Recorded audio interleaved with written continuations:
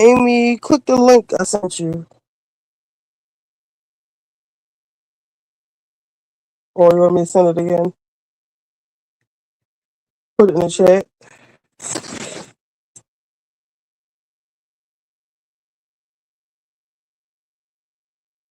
Oh man, I'm lunching.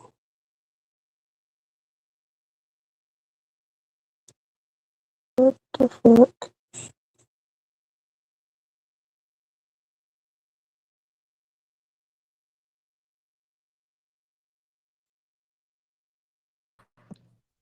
I'm salty because yesterday I forgot was no. Yesterday was not Cinco de Mayo, but on Cinco de Mayo, I probably missed some good coupons. Mm, I totally forgot it's Cinco de Mayo. I ain't gonna lie. I'm like Yeah. running out here trying to get this situation established to move. Oh, we want to talk about that. I forgot about that. It's cool. We gotta.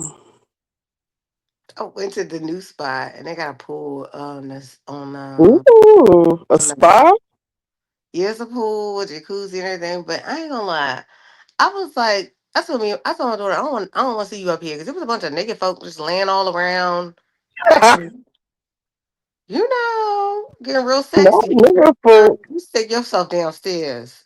what was they doing? Oh, you said that to your daughter. Yeah, I don't think she not old enough to be in that crowd.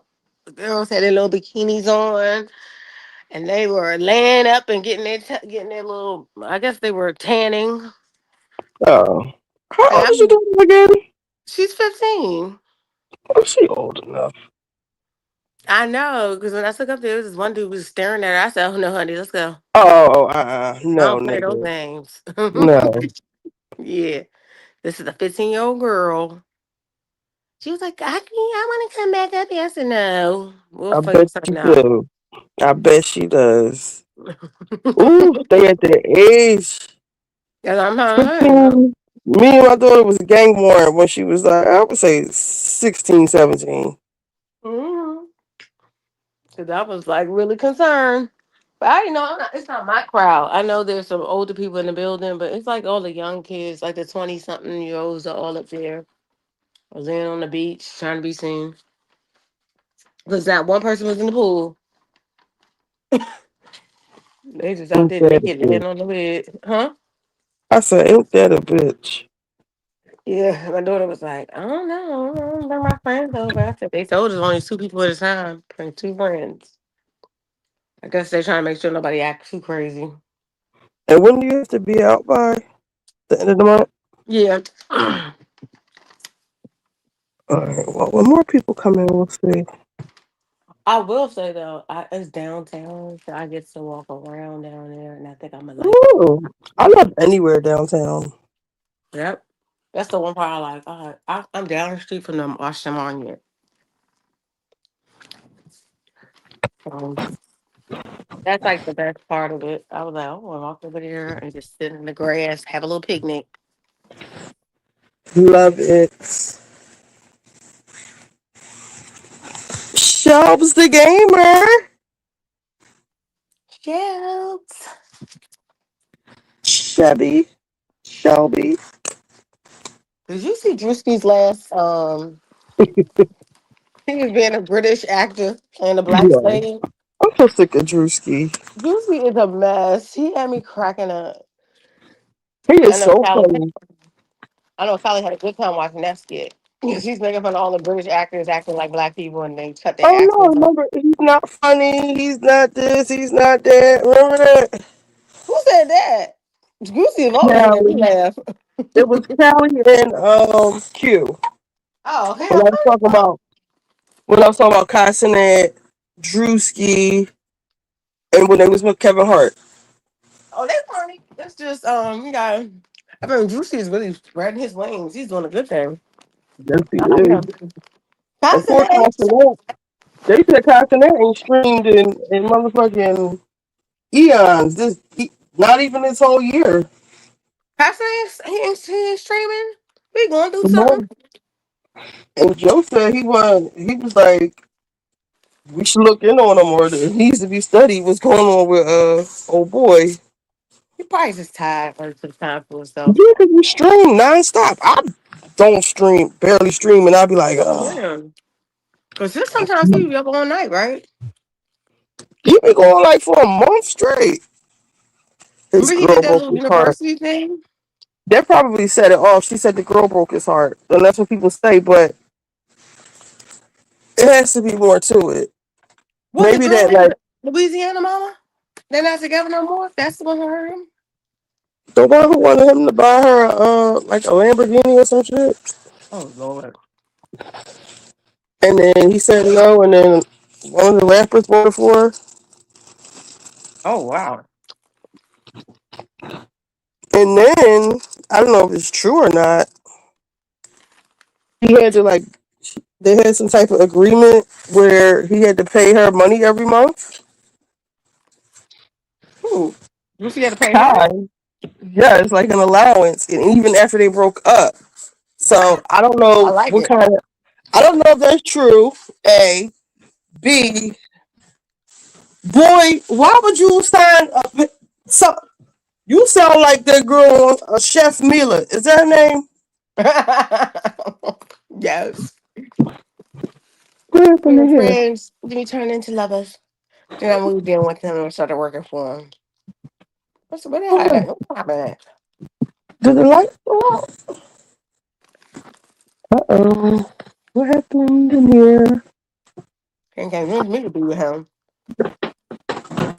Ain't no such thing as you working as a Something. chef, girl. Men don't see women as chefs. They see women as somebody cooking food for them. I be hearing stuff. The power is off in here. I don't know. And then Joe said he would take care of her. So he would let her move in too. I said, Joe, I don't know what's going on. I don't know what's going on.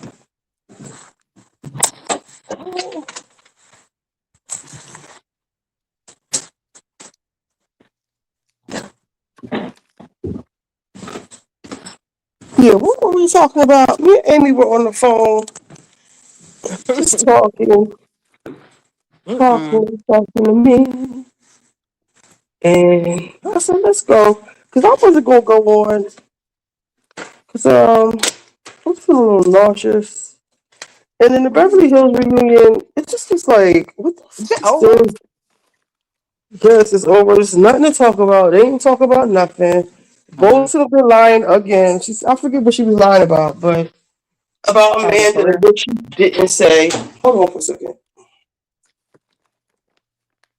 Wasn't she supposed to be mad because she said they said she couldn't keep a job?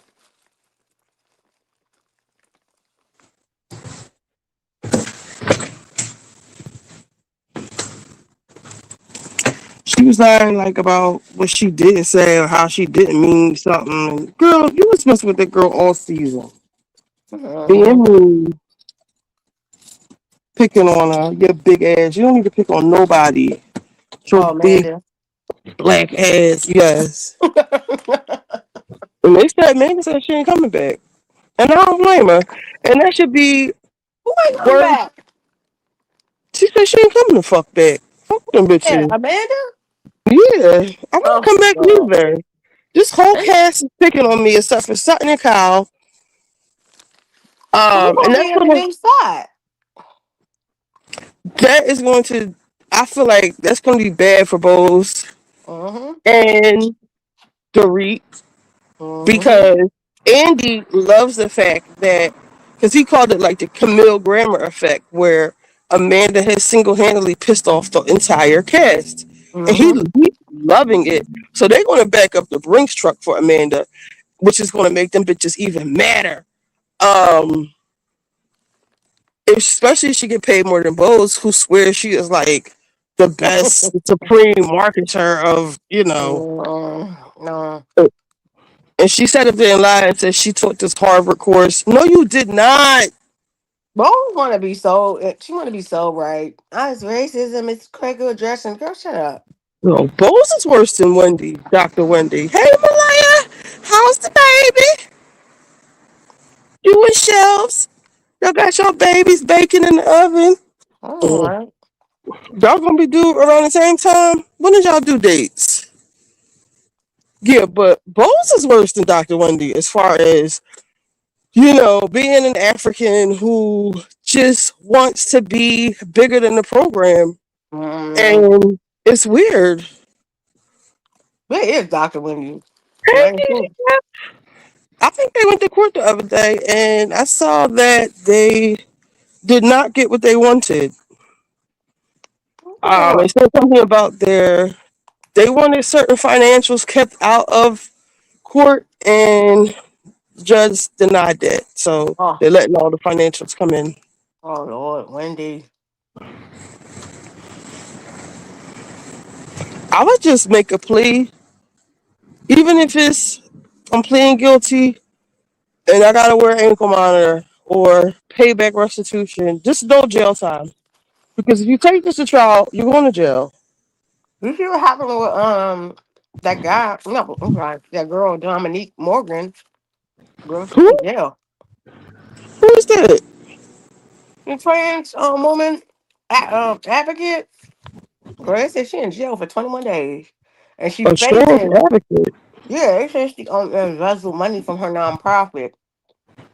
She said she didn't, but she's been in jail for 21 days. They said when she get out, they're gonna have to do a case. She's facing up to 15 years in prison.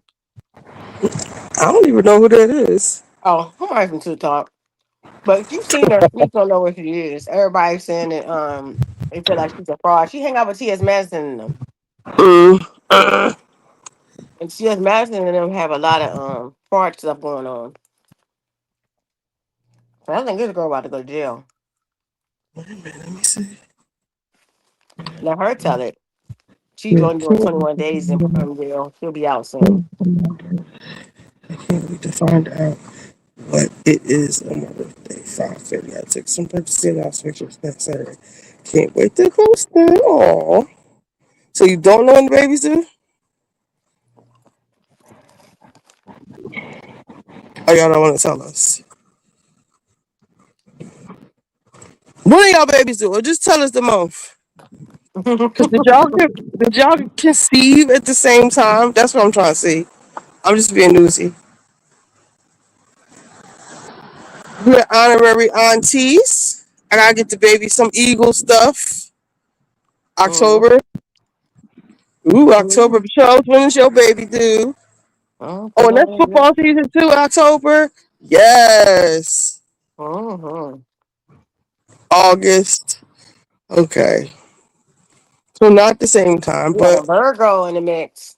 that's Mhm. August. I'll put y'all on the big screen and enjoy this Philly walk.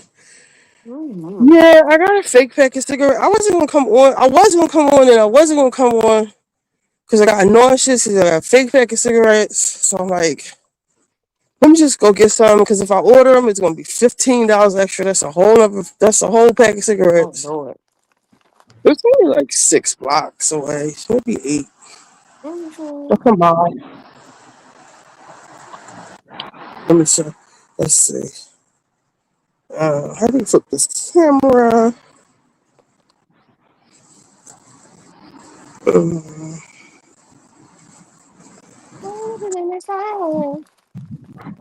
what else are we talking about?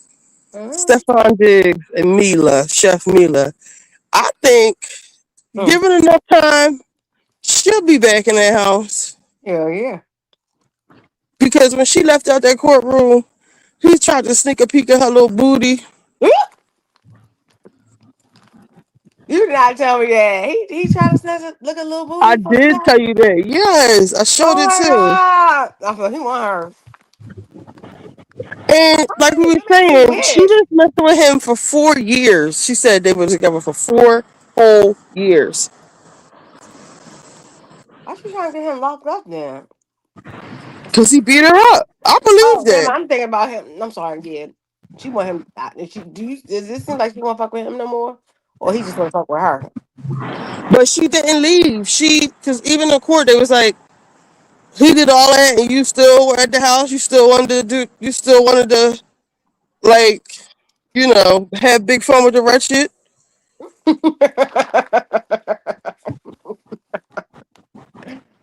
She was mad. She was mad. Mhm. I believe that he beat her up, but I also believe that she was on some bullshit too.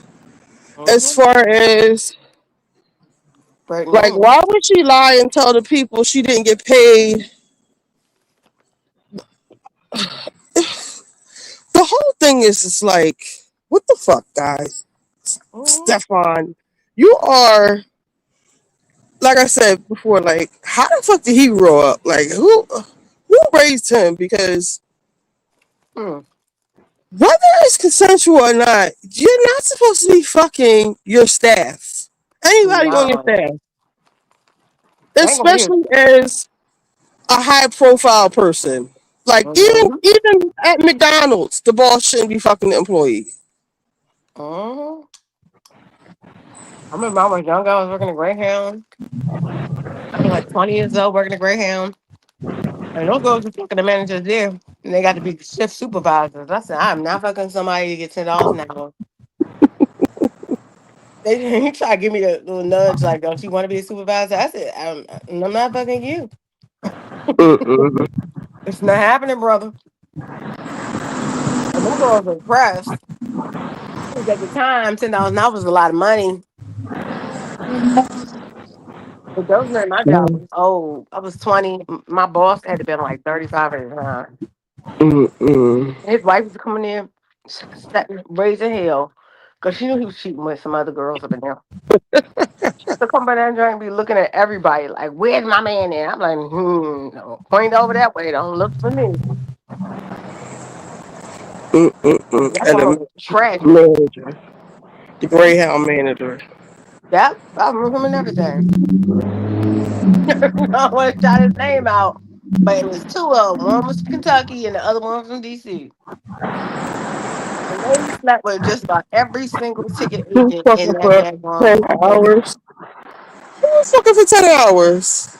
I told you that it was a supervisor position, but they were getting paid $10 an hour. Oh, And not my manager $10 Keith tried to hours. tell me about it and see if I was going to jump at it. I was like, I'm not fucking you for no $10 an hour, Keith. Get out of here. So Chef Mila, I think she gonna be back. Is Cardi back with him, Stefan?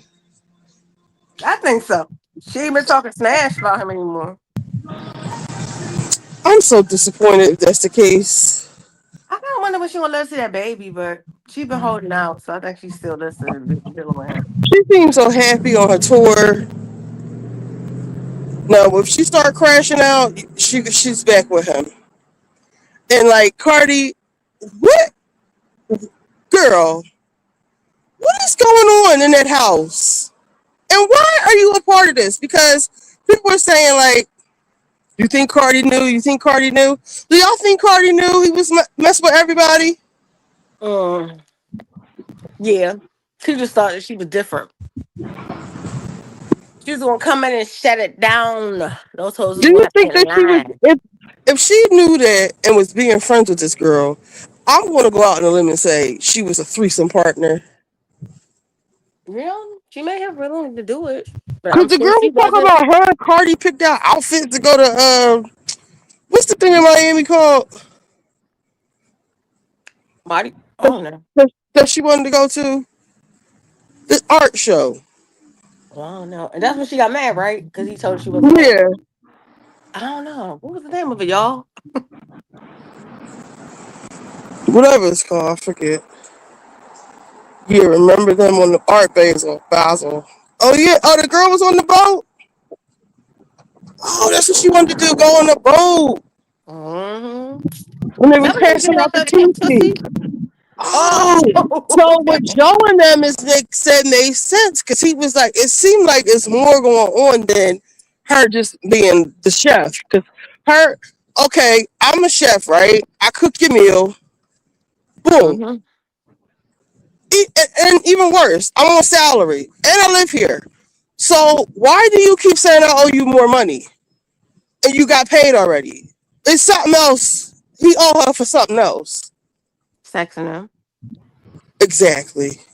Or bringing them whores because I'm sure he asked her to bring him people when he needs something new. Stuff. If that's the case, it's messy. You're supposed to keep her quiet and happy. She probably know all. Let's not. I ain't even gonna put that on him. Even though I can't. I think it's all trifling. I ain't even gonna put that out there. Put that on him. Put what on Even though him? Diddy, Oh no, I don't think he's. Well, I don't know. I don't know his you don't know. relationship. I don't know. You do not know. I mean, I do think he loves the company of women. And I didn't hear him bringing in no men. So, And men. oh yeah, that dude said he tried to suck it, put his tongue in his ear. He said he pulled his dick out in the car. Yeah, and he put his tongue in his ear after that, and he told him he wasn't gay, and he told him stop.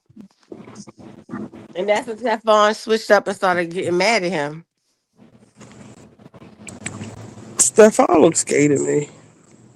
I think he liked it. Stefan. Stefon How Urkel. you doing? How's Stefan doing? Stefon Urkel.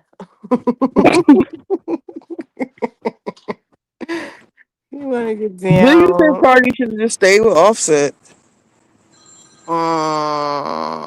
I don't know. Offset is out here, like he. I think somebody can make him do it, have him do some things for some change because he out here broke, looking for his next come up to go gamble it away. I heard he getting back with the Migos. Well, the Migo, No, yeah, the only one Quavo. left. They said he The is only one. desperate. He popped himself out the hospital and ran back over to the casino. Pitiful. He shouldn't have messed up his family. Mm. They said he will not stop gambling. That's, I wonder if he was gambling before he destroyed his family. Something tells me he was. Remember, she was screaming. She was like, "I'm tired of you holding you down." That comes from like a woman who's dealing with a gambler, because they be stealing everything up your house, and then you have to hide things from them so they won't steal it. I don't say he was stealing. No, I'm Maybe he was telling just you, if you selling ever the been with a cars. gamble addict, they be stealing No. everything. Yes, you have to hide stuff from them because they always think they can make it back, and then next minute you turn around, you ain't got nothing. Oh shit. Yeah, it's bad. Especially if the person is like real bad with it. You just gotta act like you ain't got nothing. And even then they still looking for stuff. They will look for Mm. your change in your couch covers. It worse than a crackhead. I'm trying to tell you. I can believe it. I went through a bad gambling spell. Every Mm-hmm. time I had, I was at the casino. Mm-hmm. Because the casino Mhm. make you feel rich. Even when you don't got nothing. They'll let you come in, get a hotel, give you drinks, give you food, as long as you keep gambling. And then, like, in my mind, I had told myself that I was a professional gambler, and this is how I make my money. So this is my job, my work. I had to be here every Mm-hmm. day. Exactly. I'm trying to tell you, I had a friend. He went all the way down when he got into that. I was like, I was not used to him. He was a very meticulous person. He put on something, everything matched. I saw him. He had mustard on his shirt. I said, "What is going on?" He was like, "Give me some money. If you let me borrow, I'll pay it back." I knew I was gonna see that money back. But I just like too many times. I just felt like a dickhead leaving the casino with nothing. Yep. Like I was like, I really just gave them all my money. Because in the beginning, it's fun. It's like little bets here, little bets there. Are you watching your friend gamble? You having a good time. You just can't get too wrapped up in it. That's what I'm saying. I'm one of those What people. else are we I'll come talking with a about? certain amount of money, and that's all I got. I'm not gonna go further. What else are we talking about? Mm. We talking about Pinky, Oh my God, Pinky, Pinky, baby. Punk, Pinky, Punk ass Pinky, I Punky. started crying. I said, "No, Pinky, stand up tall. Don't you I let ain't them." see the girl crying. Till our eyes watered up. I think when she was like, "Your man lives in the basement with somebody," that's what took her back. At first, she was fighting. She was Oh, fighting, girl. Then when she said, Fallon "Your talking man," about Portia again. This is hmm? what I didn't like about Trump said that Fallon was talking about Portia again. This is what I Yeah. didn't like about the Punky fight. When Angela was talking about her business or whatever, and then she was like, "You wanted me to tell you how why you a punk ass bitch or hating ass bitch?" Mm-hmm. And she tried to say something about her business because you know about my situation. And Angela's like, "You think I give a fuck about that?" Um, but bitch, don't sit up here and call me all kinds of bitches and my husband don't like me. But when I say something about your little raggedy ass bankruptcy, I'm the bad guy. Don't do that. Don't do that. You started this shit and you lost. Mm-hmm. Now you want to be friends. Angela don't trust her. Not that Angela gives a fuck, but I told y'all about Pinky. Day one. Yeah, people I thought ain't see it. I was really liking I her. I missed thought she was Gabor. But cool. I tried to listen to Gabor. He was like saying he was living for Pinky.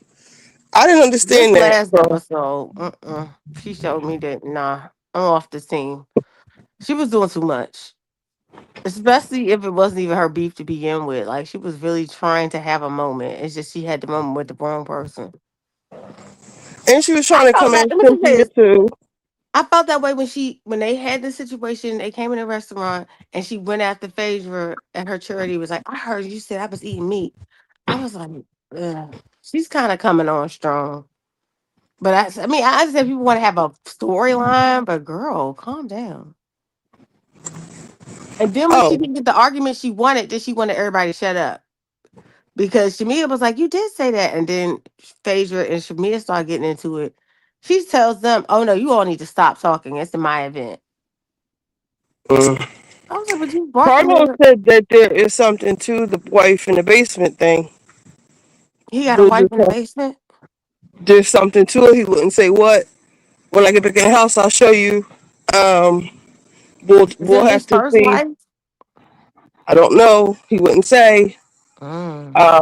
But we'll see. This is what he said. Mm. So there's something there. Angela didn't just say that. Mm.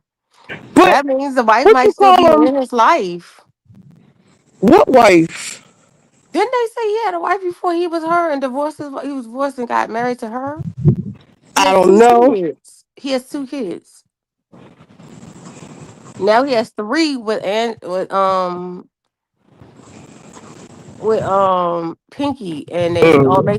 makes it five. But the two kids, the older ones, they look like 6 and 7.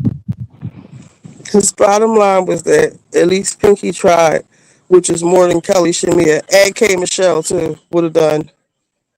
Oh yeah, Carlos said you'll see why she said that during the rest of the season. Yep. Hey Lexi. Oh my god, she got it. The rent's too damn high. But Oh yes. what's her name? Messy ass confirmed it in the confessional. She was like, Angela better be quiet because she might have a wife in the basement too, and she just don't know it.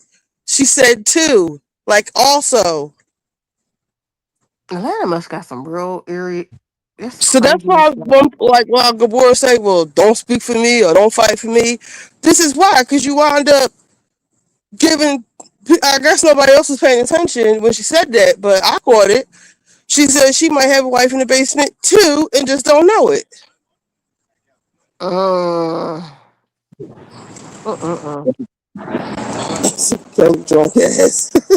Hopefully he's not cheating on her. Because remember they said they went through a bunch of therapy. That will be devastating for Angela if it is. It's probably because I don't know if y'all saw her before the season started on Punky Neva's page, and Punky was like, "Child, they said you this, they said you that, they said you broke, they said you a lesbian." So what if it is like a Stefon Diggs situation where he just got all these bitches around, fucking like maybe it's somebody, it's a third, like a what do you call it, polyamory. Mm-hmm. Polyamory, that means that could And be a then woman in maybe the that's why basement and some Pinky men is in the crying. basement. Maybe that's why Pinky was crying because she really not with that shit. Now, if I could tell you one thing about Philly niggas, because her husband is from West Philly, they're all Muslims. Well, Oh not shit. all of them. So that might be. They might have a second wife. And Mm. she reminds me Oh, of strikes me as somebody from, like, is she from New York? I think you sound like she from. Hey, She sound you like she don't from call Baltimore. me. Girl, bye. You do not call me. Bye, girl, fly, girl. Yeah, you must have the wrong number. Where the hot chips? Y'all ain't no hot chips. No, I ain't working. Y'all don't know. Oh, God, what's some hot chips? Yeah, if you want the Oh, talkies. what are you doing? Gambling? At the 7-Eleven. That bitch pay more than the fuck I don't want. Look what he's come to. 2,500, all kind of shit over there. Mm-hmm. I want some hot chips. She got the Oh, what time talkies. Giants close? They probably close. Shoot,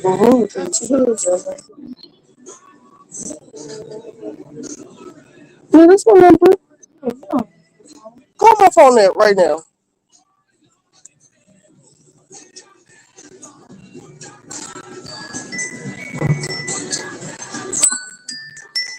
You'll be calling me, so stop.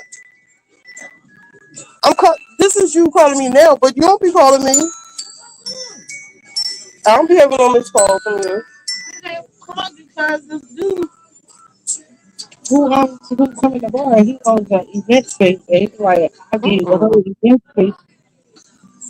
We at $50. Uncle, where Chad want you at? He give you the whole event space. He'll give it to me for 6 hours for $400. To do what? Anything. Oh.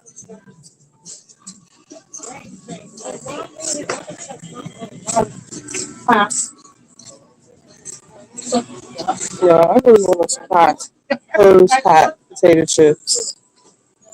And they don't have any. Maybe they got a big bag. Leaving? Which one? You still live over there? What's it? I'm about to leave. Oh, go ahead, go ahead. Mm-mm. They don't have any Hers hot chips. What am I going to eat? It's my snack.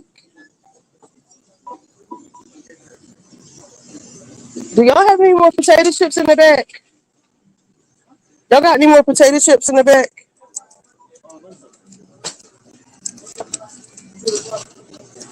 The boy that there was so I had a little one night I ordered some cigarettes and I canceled the order because I forgot to put the coupon in and the boy sent it out with the Uber driver. Do y'all have any more potato chips in the back? I want the hers hot chips. The on the other side. Who work here? Oh man, I'm about to fall asleep. I knew that was gonna happen. I'm sorry. I'm gonna try to clock in and see if I'll wake back up. I All got something right, to I'll do. talk to you tomorrow. I want to try these other chips. This is some greedy shit right here. I like the hers hot red hot chips. I wonder if I could order them from somewhere. Spell checkers, Boulevard TV, live from outdoor Pittsburgh this morning.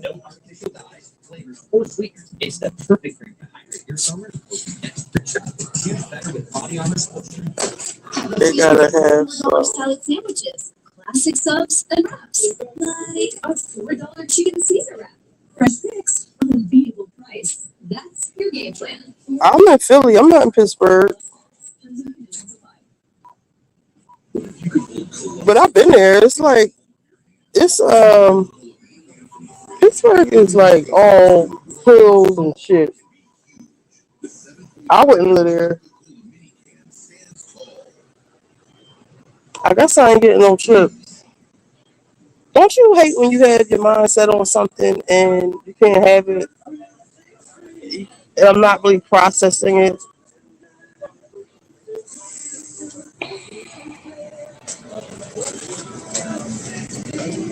Hello. Can I have two Newport 100 on.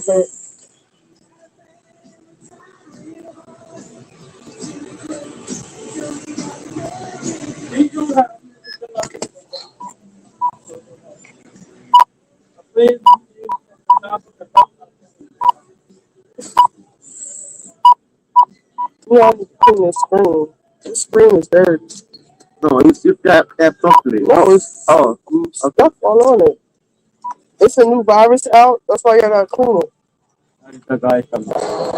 It's a new virus out. You gotta keep all the surfaces clean.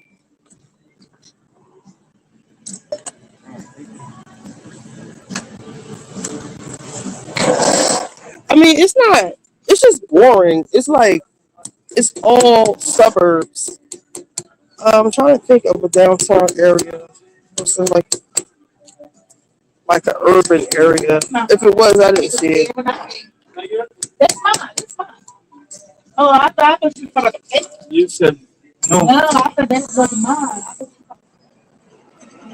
We're gonna get some hot chips this week.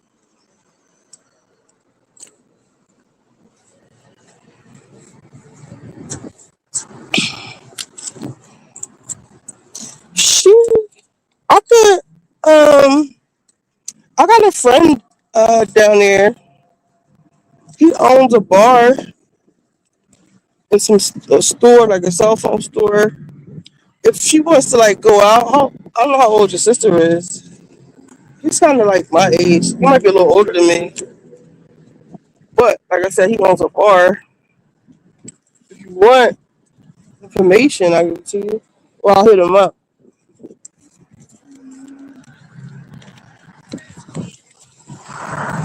I want some hot chips. Um, what's open this week? So let me get some CVS. CVS probably has hot chips. Let's go to CVS. 38. It ain't shit to do in Pittsburgh.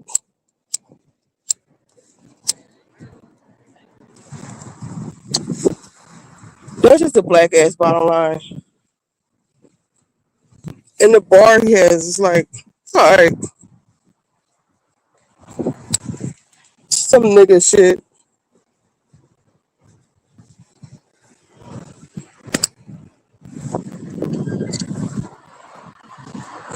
You know, the guy Mitch had called me. Drewski is so sick, man. Let me see something.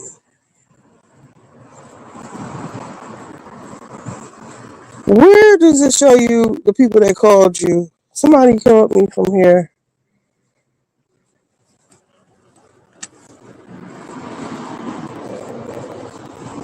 Let me see. I'm trying to find.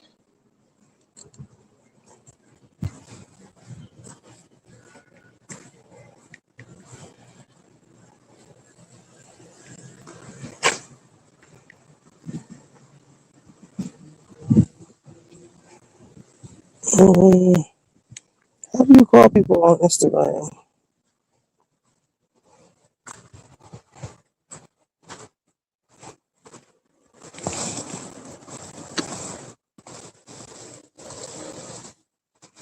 I can remember asking my senior discount. I'm the baby. For real, my brother is 40. My sister is 38, and I'm about to be 28. You're 10 years apart from them.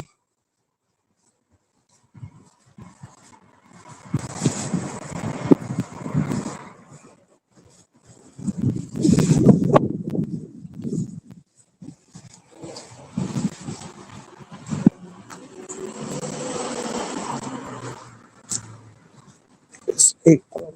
Fuck more people this late.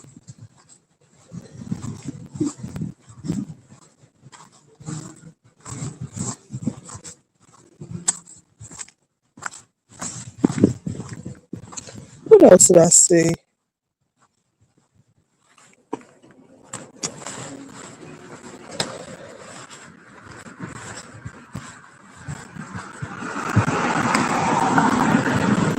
Let's look at Twitter. Oh, I didn't know it was a versus tonight.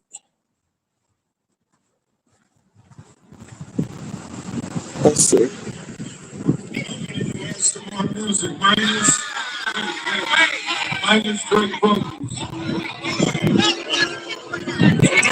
Ross said he wanted to do Rick Ross and French Montana, which is so disrespectful to me. He said he wanted to do Aston Martin music minus Drake vocals. Which is there a song without Drake?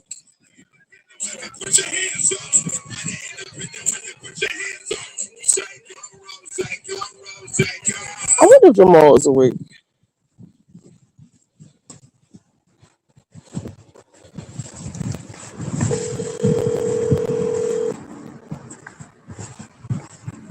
The Testaments. Y'all wanna watch the Testaments? I started watching Desperate Housewives again. I was seeing so many clips. Right to the music. This is how we do it. All night. Isn't it a freeway? Just me and my baby. Oh, you need Drake. Woulda came back for you. I just needed time. Please leave your message. French Montana is like a remixer.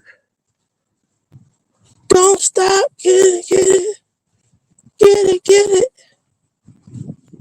Woulda came back for you. I just needed time to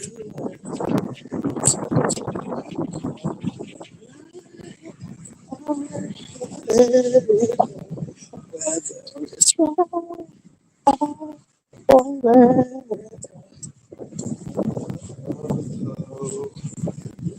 Um, let's see. Right. I think it was disrespectful to put Rick Ross up against French Montana, but maybe everybody else said no. Who could he have went up against?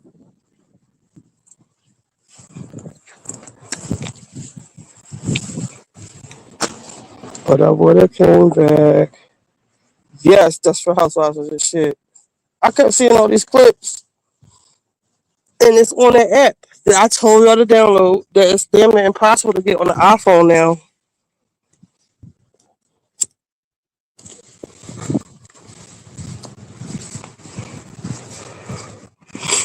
What's the topic? Marty McFlizzle.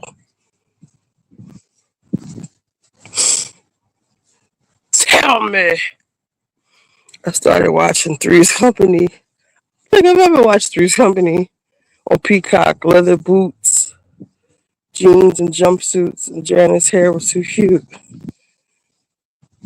That's a little bit out of my age range. Marty McFlizzle, McFly, Back to the Future. Oh my. Let me look and see this on Twitter. They was dragging Rick Ross. The reunion. The She's got to be made part time or something. It's just too much. Even Andy was like, girl. Because she was like, do you want to apologize or anything to Erica? And she's like, for what?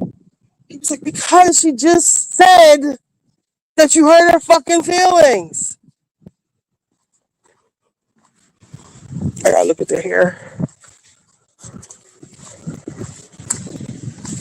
She's terrible to read. She's blowing it. That's how she say. Okay, I'm really capping right now. PSA. But I am so angry after watching Magazine Dreams with Jonathan Majors that they canceled him. I haven't seen this level of talent. This is what you want to talk about? Actresses in Hollywood in a very, very long time. All I gotta say is she is trolling everybody. Bye, bitch. The game, Brandy?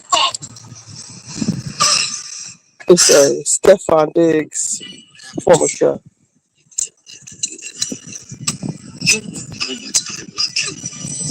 Excuse me?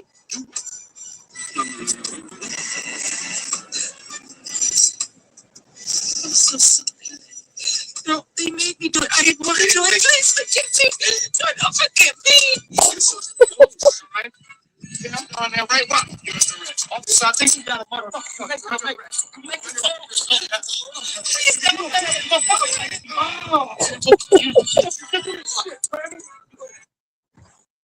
Chef Mila. A Georgia couple who terrorized a black family at a child's birthday party with Confederate flags, racial slurs, guns, and death threats were sentenced for hate crime 20 years. 15. Good. California mother pleads guilty to involuntary manslaughter after being accused of saran wrapping a 56-year-old man like a mummy and pouring adhesive in his eyes to seal him shut while she was recording content for OnlyFans. What? Michaela Rillardson was allegedly paid $11,000 to engage in fetish play with the man Michael Dale. It's a black lady with a white man.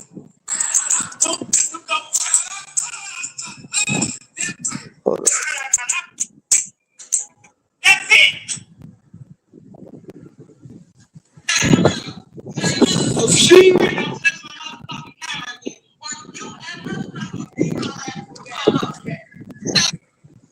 That big bitch.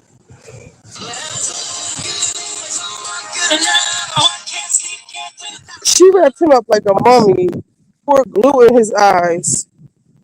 She wrapped him up like a mummy, glued woman's boots on him, and poured glue in his eyes to seal them shut.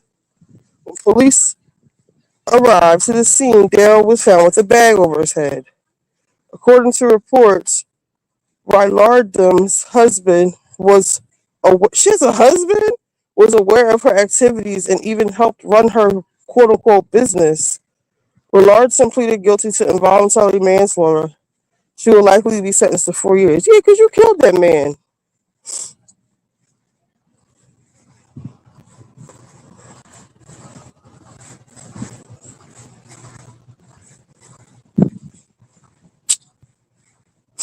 Gilbert Arenas is talking about Stefon Diggs, who I feel like I want to be that big.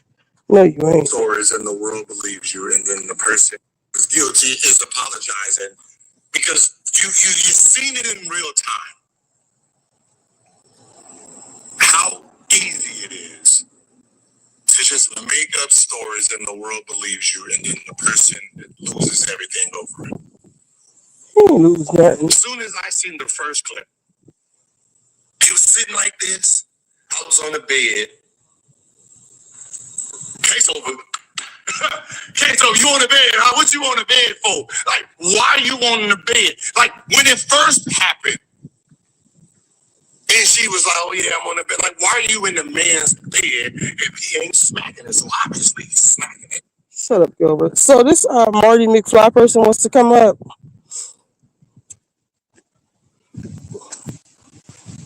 Should we do it? He has a picture of like a deaf person, like the Grim Reaper. Should we fuck with him? He's such a bitch. Pay your child support, Gilbert. Get your kid's hair done.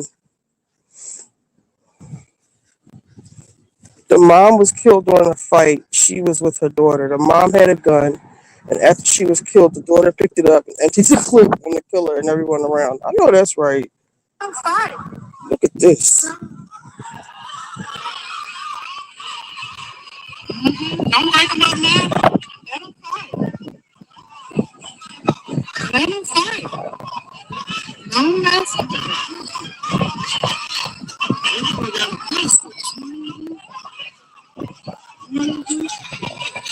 Mama got a coach out there with some kids. Messy ass shit. Messy as fuck. You got a pistol too. Everybody got a pistol. They just as messy as fuck.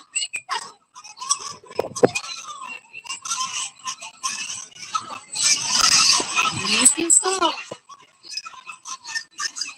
Messy as fuck. Come on, go to school. When I just said to school. Oh, mm-hmm. Messy as fuck.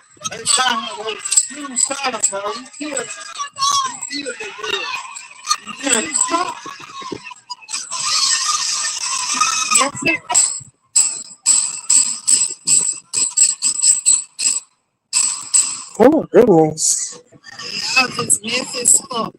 Bitch, this is more than messy. You two will be splitting $970,000. No fighters on? I blame the Zeus Network, MC Nemesis, Let Them Play on Spotify. Oh, so you're an artist? You want to come up? All right, come back up. We get a lot of trolls up here.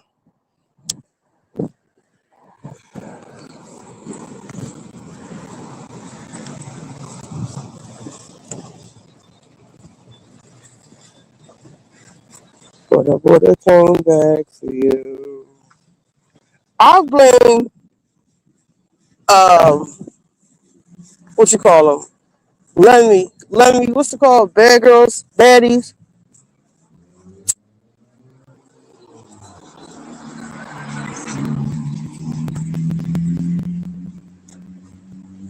With the Spotify channel. You can come up. What do you want to drop some beats? MC Nemesis. I thought you was Marty McFly.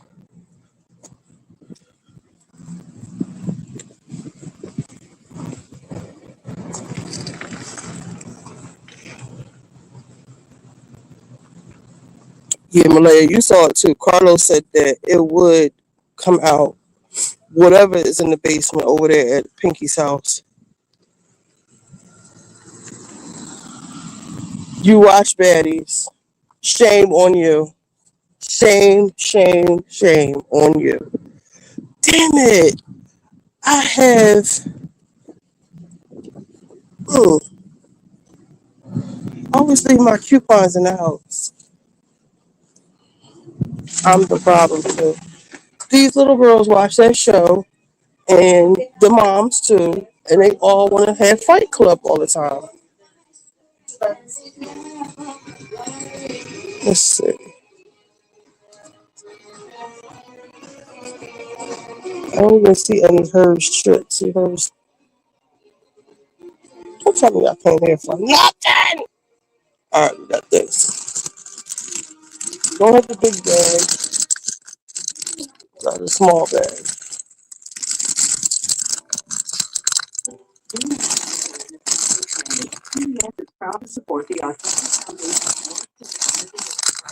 They usually sitting behind the barbecue line.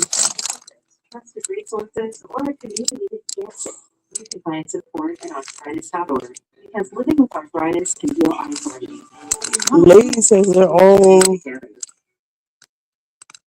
island. They have a small bag. So smash.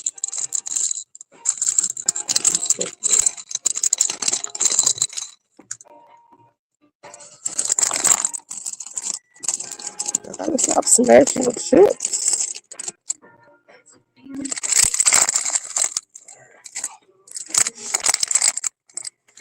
Y'all would think I'm pregnant.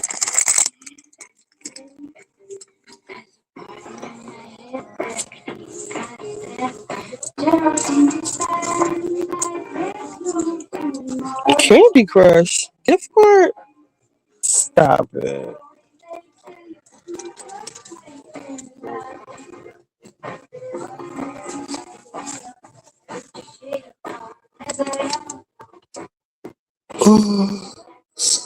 Looking for something in particular.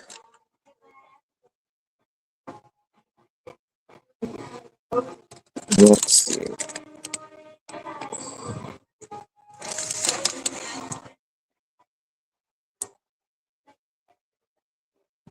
I'm mad at Crush has gift cards.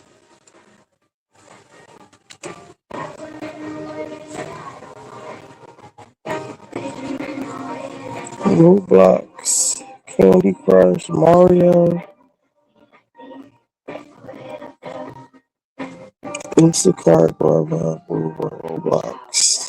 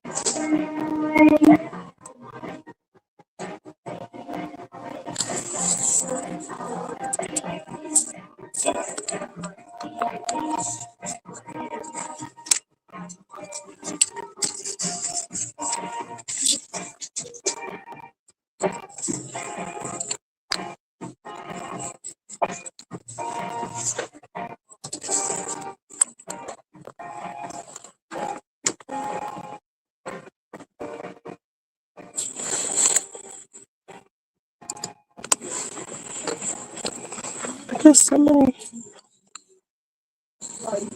income, Brazilian, Game Steps, Spotify, Happy Birthday, Fanatics, have fun.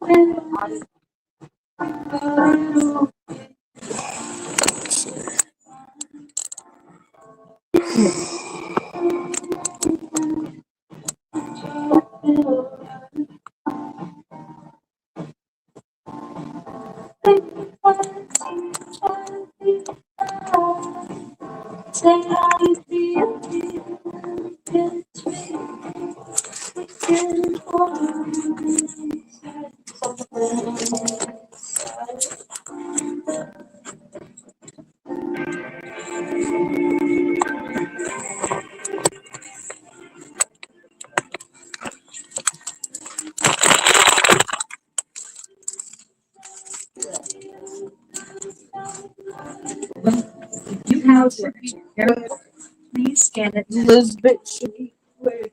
That's why I'm so adamant about this. Let's see something. Well, if you have your extra care card, please scan it now. Place your item in the bagging area. Enter phone number, then touch. You see on the know that they don't expire Select number of CVX. Scan coupon now. Touch the continue button. Hold on, y'all.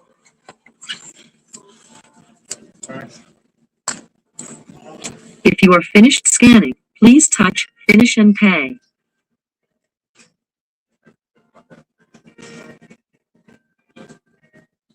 If you are finished scanning, please touch finish and pay.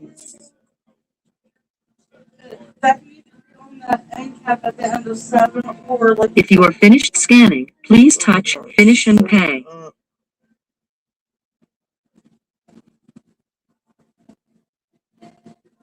If you are finished scanning, please touch finish and pay.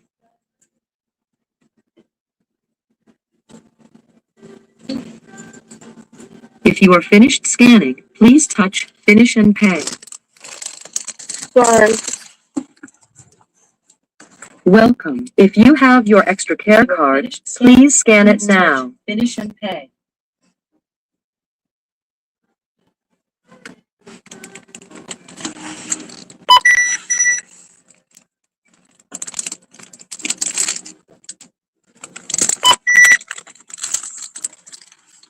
Place your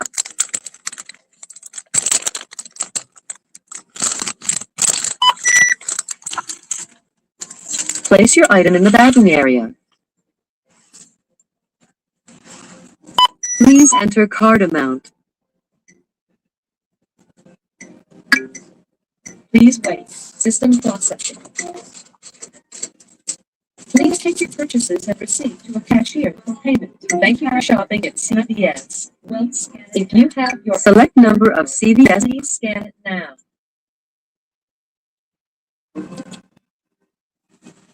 Look at all my coupons. $5, 20% off, 10% off. Scan coupon now. Touch the continue button if finished. Scan coupon now. Touch the continue button. Your total is 65.28. Please select your payment. Please wait. System processing. Swipe or insert card and follow instructions on PIN pad.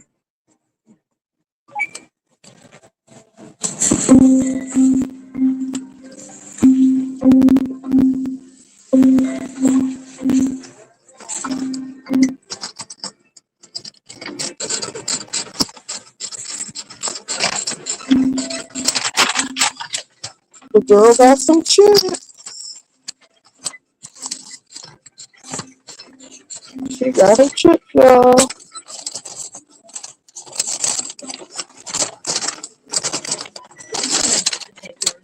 Thank you for shopping at CVS. Well, if you have your extra care card, please scan it now.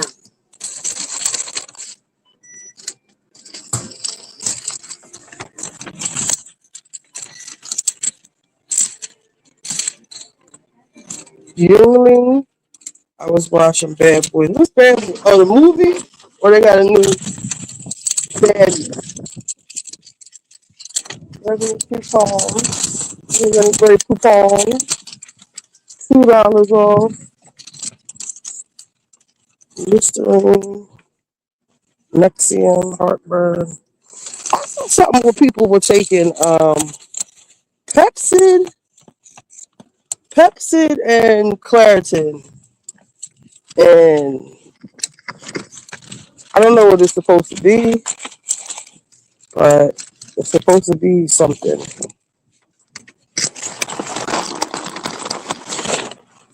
like some type of cheat code for like a drug. I don't know what kind of drug. Now, what's this over here with these lights? Look at this over here.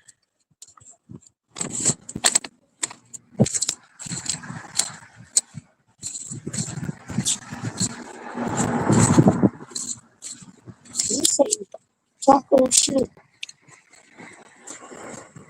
They set up late at night. They have a permit for this. I'm being the Karen.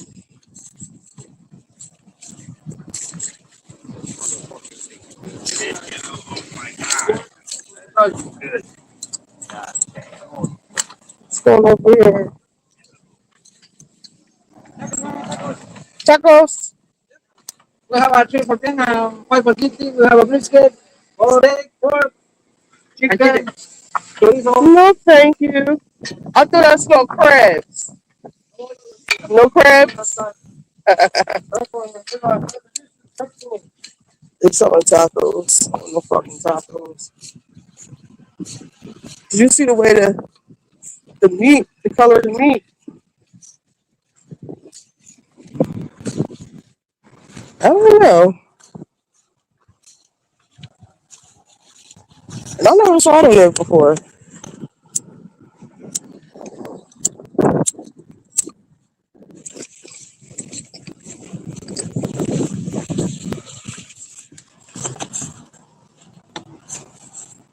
What about this virus? They said it's not new.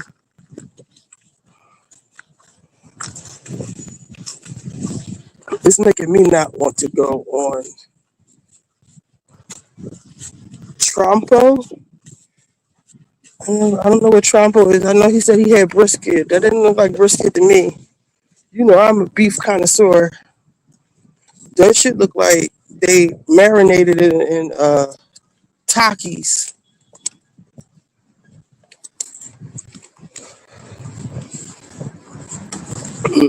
No, thank you.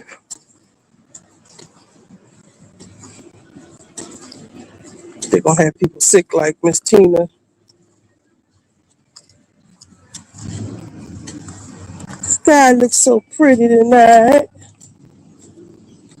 Trump, Trump pro is pork. I don't really eat pork. I don't eat bacon. I'll eat a nice pork chop, but I don't really. Pork isn't my thing. Dr. Frida is going to discuss the virus tomorrow live.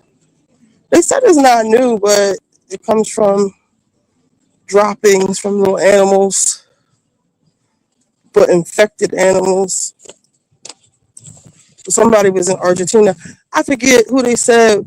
They said somebody was doing something, but one of the people had already got on the plane. So we can watch the movie Outbreak. That's all it takes to get on that plane.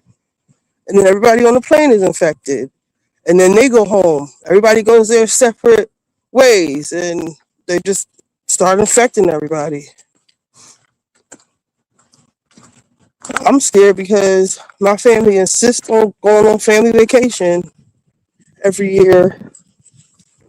We got to go somewhere this year. I think in July. I don't even want to go. Between the planes falling out the sky and then we got this outbreak. Shit, and we just got off the Disney cruise.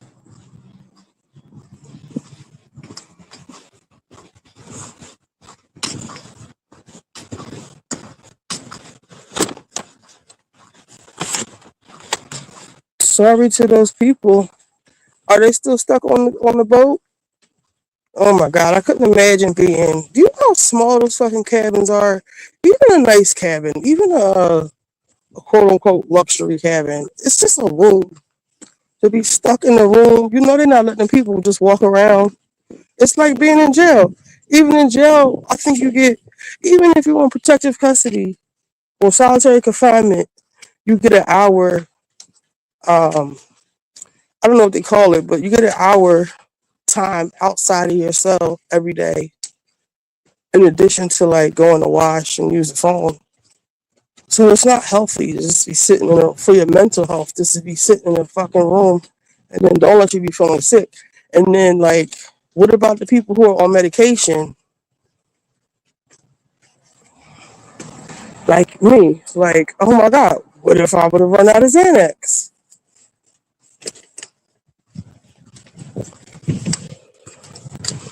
But cruise ships are usually good with that.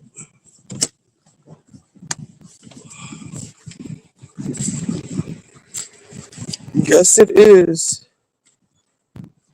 Yes, it is. There's so much uncertainty. They said that somebody manipulated the market and got $195 billion today or yesterday. I can't wait for. Do y'all think everybody's gonna go to jail? Monkey doesn't even show this nice room on a Virgin Cruise. 11,000. Wish the fuck I would. Y'all seen that room? That tanky ass room lit up in neon lights. He should have got a. His room should have been free. All them tickets he sold, he ain't doing it right. He need a manager. Donkey doesn't even need a manager because he shouldn't have had to pay for his suite. If people didn't have how many tickets, how many people he brought with him? Shit, they should roll out the red carpet for him. If I was Funky John Eva, that's all I would be doing is throwing excursions and having the people give me my shit for free. I was thinking about us having either find a way to do a birthday club or we could do like 50-50 raffles or something like that. Something fun.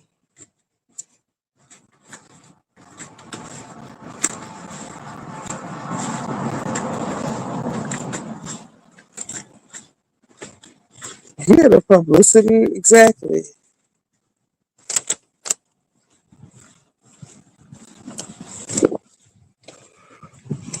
is May and it's still cold out here, but I won't complain.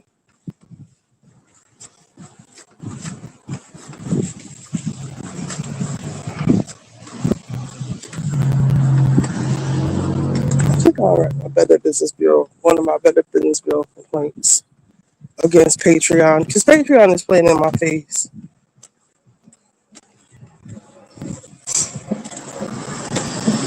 And it seems like nowadays people only respect violence.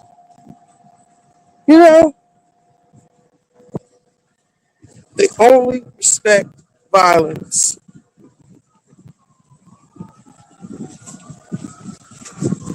It's a nice little block. Just the famous Ippolitos.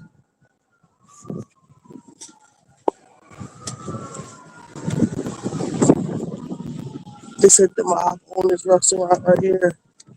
I think it's called the Victor Cafe. That's the Green Eggs Cafe everybody loves to go to. We got creme brulee, French toast. This is where the white people live. Remember when I tell you like Philly is segregated? See, but you can tell like by how nice the neighborhood is, like how nice the everything is. And these are older houses. I'll walk down this block and show you. Like these are older houses, but they're really Ippolitos. Ippolitos. They are their parent company is Samuels and Son. You probably see them. They deliver seafood, supply seafood to restaurants. But like these aren't brand new houses, but they are maintained so well. That's because Italians they keep really good care of their houses and stuff, and that's why they don't let Negroes come live over here. Some of them, some you get some of them over here, very few, but really down near the stadium, they don't let them in at all, and everybody's just like okay with it. Or that's the way like it's always been.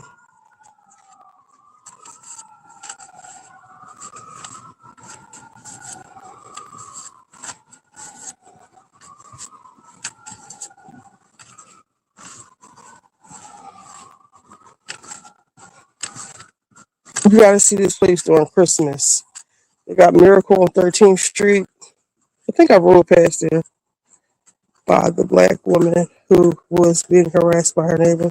No, that heifer, I think she done went out of business already. She was downtown. She opened some type of brunch bar, and she had a very nasty attitude. Um, but her neighbors were harassing her. It's another nice block.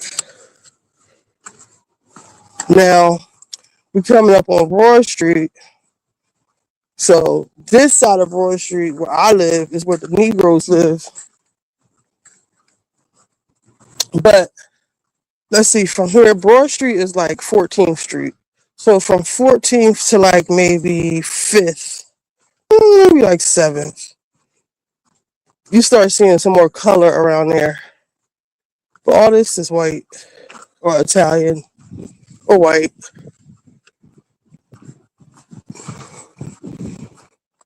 I remember I tried to rent a, how narrow? Oh, those are the little blocks. Those are the side streets. We call them little blocks. Nice. Broad Street. And then you see where I just left, where I just, on Manton Street, that's down the street. It's a little block. Um, Now, if you were paying attention to our walk, you would see on the corner, well, what you didn't see on the corner was a poppy store or a Chinese store on every corner. But when we come on this side of Broad, what do you see? Boom, Coquina Cafe, the Mexican restaurant. First one, right on Broad Street. What's this? Homemade iced tea, $2.99. I don't even know what this is on here. You see, sidewalk is cracked. It's trash outside. You see where we just left? Didn't it look really majestic, beautiful, peaceful, and serene? When we get over here, look at this shit. It just looks like some projects, don't it? Like, what is this? The plants are all nice. Let me stop. But I'm telling the truth. You see the chain? Oh man. You see those chairs over there? I think crackheads over there. This was the Asian soul food restaurant. I don't know why they shut down.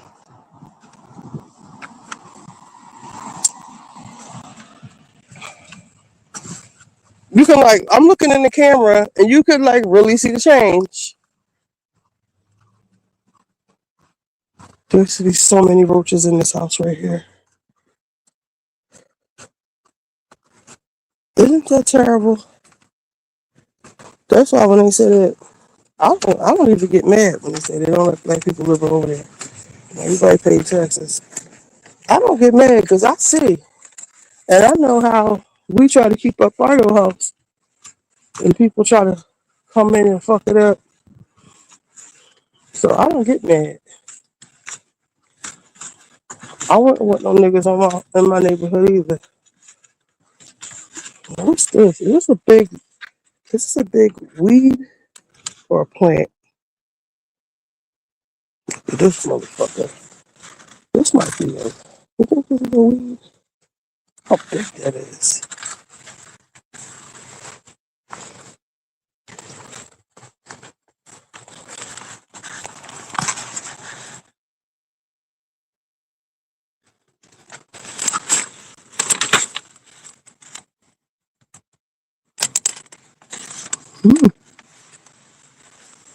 Different. I really wonder if that's a weed.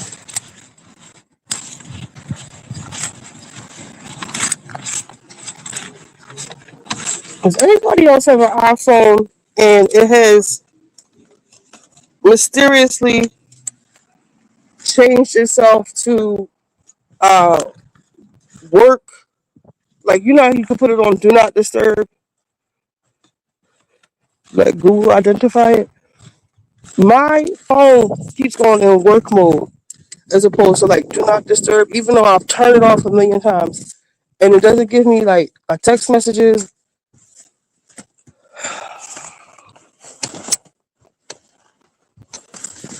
I didn't know Google can do all that. So how do I do that? I thought you needed an app for that. So what do I do?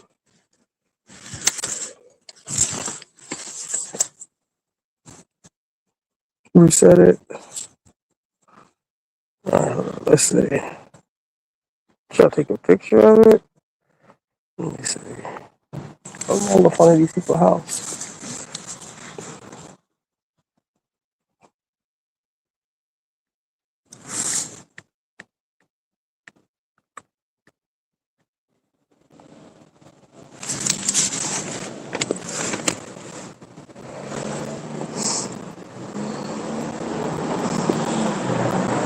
Apple.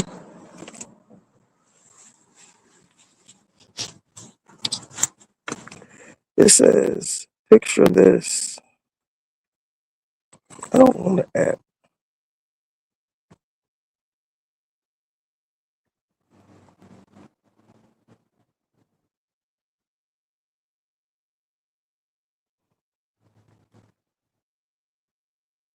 Google Lens built into Android.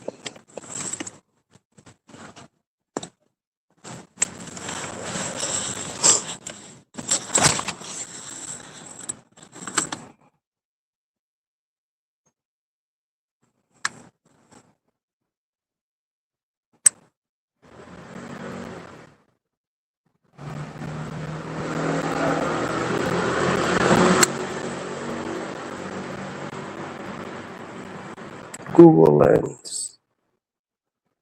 Do I have Google Lens?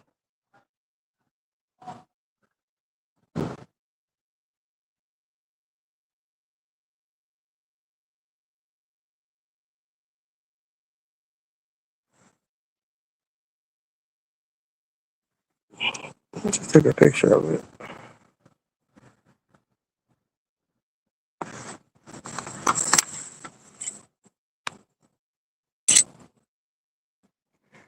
I put my phone on settings, listening to somebody on Threads, and my pictures are so big, and it does all this weird shit. I don't know how to. I wish I could just reset it. It's a good picture. Get there.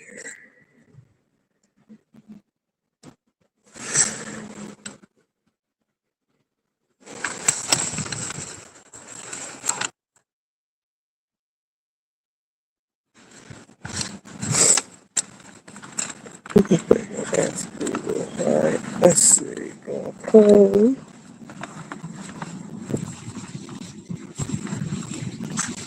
Stop it.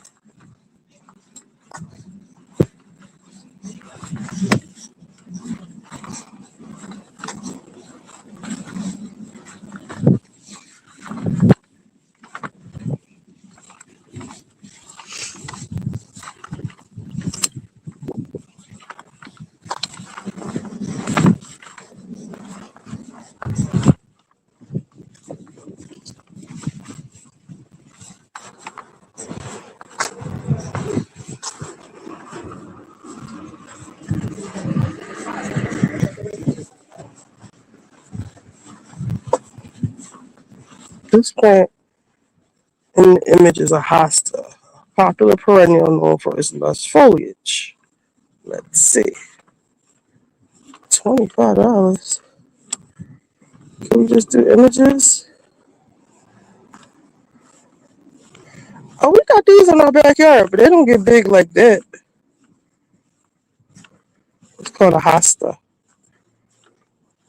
Yep, we have these in our backyard. Thank you. I didn't know I could do that.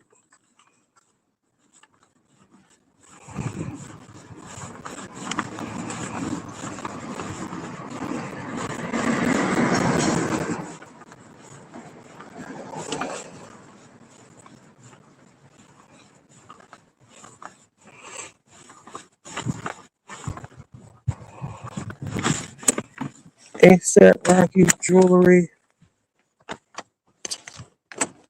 You found your niece.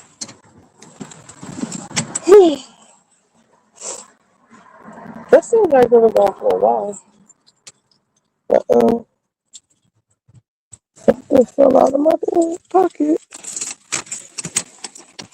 Make sure I got all my stuff. I don't want to hit my own mouth. Let's see. 1, 2, 3. 1, 2. All right.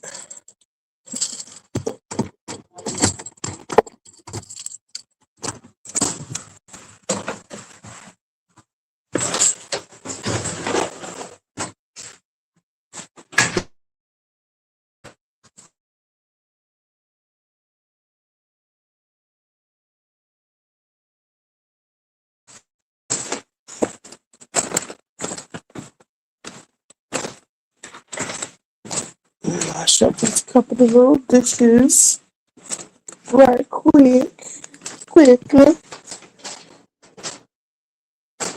This goes out to you.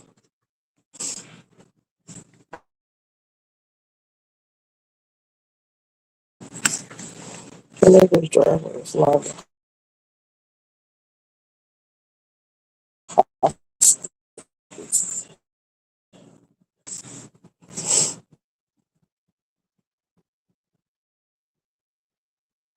Just listen to the front door.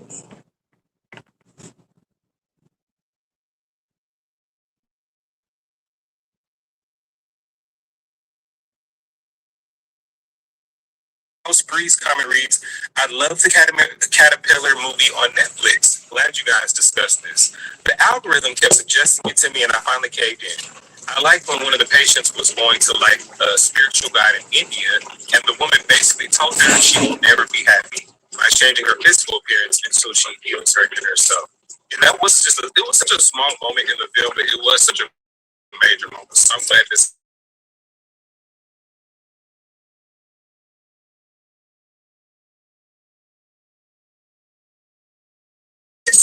should like people are like I need signs like girl this is a sign. Speaking of signs, there was another comment I wanted to read. It was first shout out to K-Bub. K-Bub's comment reads, OMG Dustin. I too pronounce Nicole Scherzinger's last name as Worcestershire. My guy. Worcestershire. My guy today. LOL. Yes. That laugh. A whale from the belly. From the sternum. That's for the OG sternum. Okay. See? Yes. Thank you. Another comment I wanted to share was at Tiger No Biting. It's still on Spotify. The comment reads, I almost had LASIK, but I noticed that the doctors who were performing the surgery and the doctor doing my exams wore glasses. Hello. That was enough for me to not go through. Always wondered that. Friend, it's so funny because, hey, I don't know why that's taking me out, but that is taking me out. That's glasses off. Okay. That's all y'all got glasses. It's like, y'all ain't.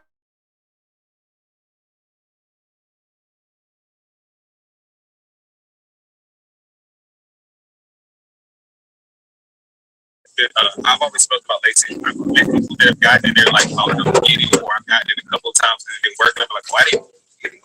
But when we were watching the documentary, this also spoke to me when we were talking about that girl who was talking to them person giving her the exam.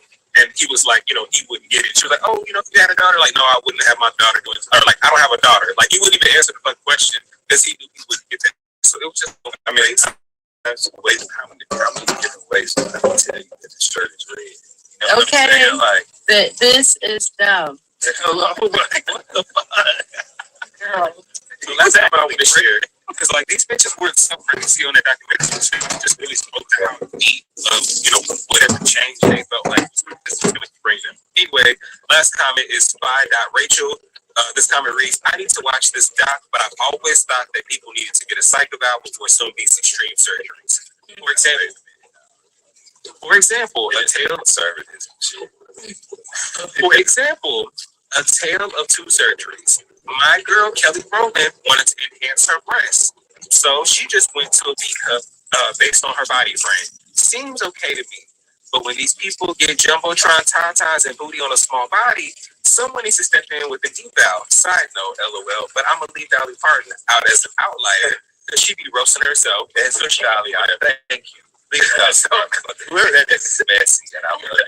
It's messy, but fair, and I like it. I really appreciate it. So shout out to you. What was that name of Sante? We did have a proper shout out. Look, Fiy Rachel, F-I-Y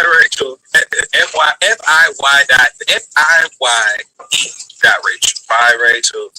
You are something else. Okay. Fiy Rachel. You have to say it like Fiy Rachel. No, Fiy Rachel. You know what? They might even like that even more. Anyway, Fred, what did you find out there in the streets?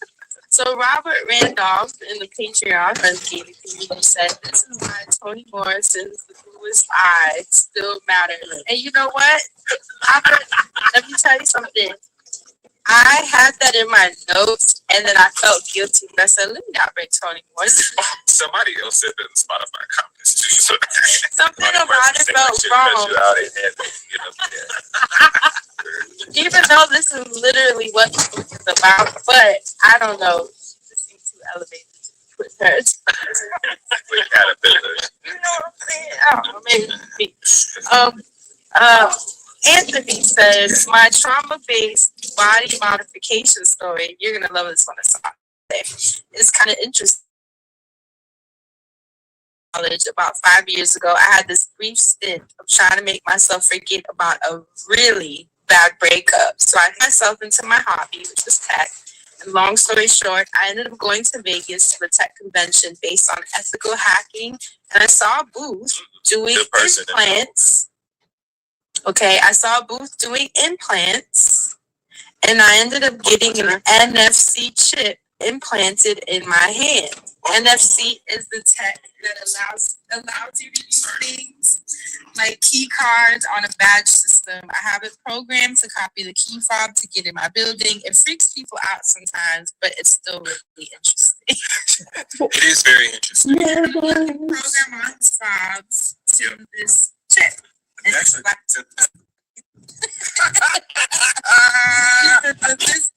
Thanking us for highlighting it because apparently it really is a lovely community hub and people want to show as much love and support to the young lady as possible. yes.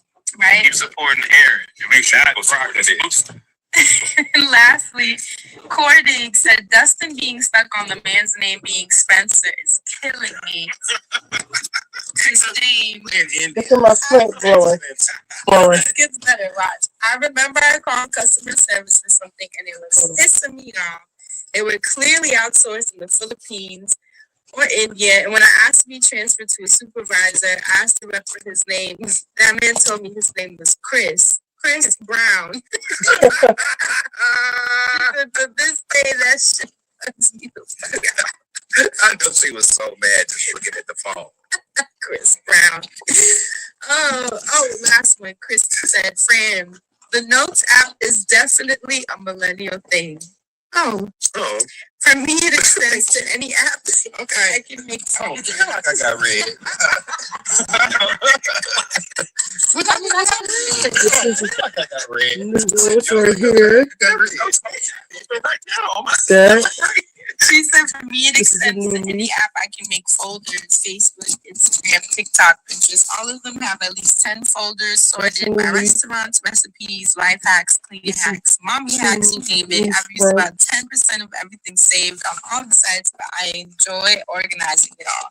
And that's true too, because I do have a bunch of folders on Instagram and a bunch of folders on TikTok. Mm-hmm. Normally, like if it's a workout or a recipe or a shoe I like, whatever the fuck, I just have them all separated. But I still use my there. Yeah. Same. What else? Right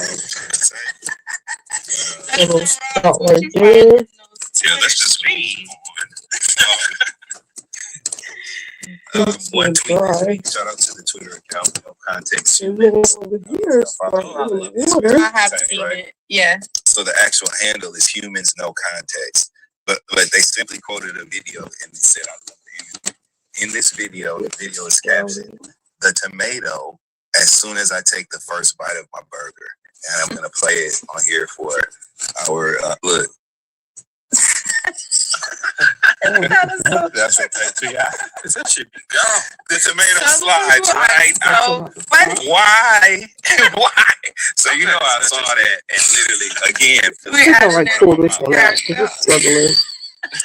Because the tomato do be sliding out, I want to bite through it. You know what I'm saying? The lettuce for me too. Right. Yeah, stay there. That's funny as hell. So that's it for me this week.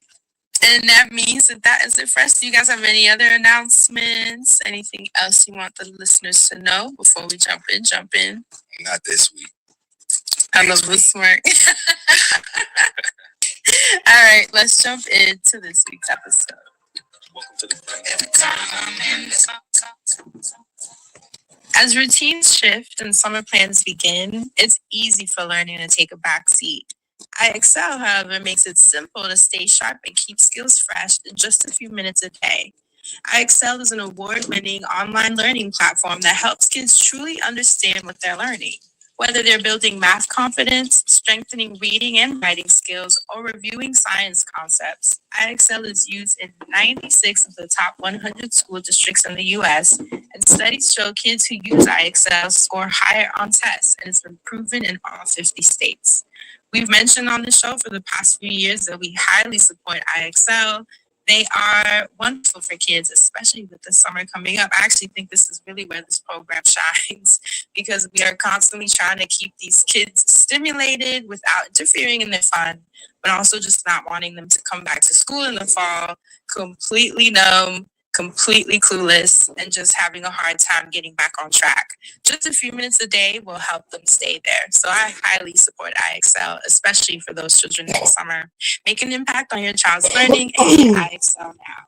And the Friend Zone listeners can get an exclusive 20% off IXL membership when they sign up today at IXL.com/friendzone.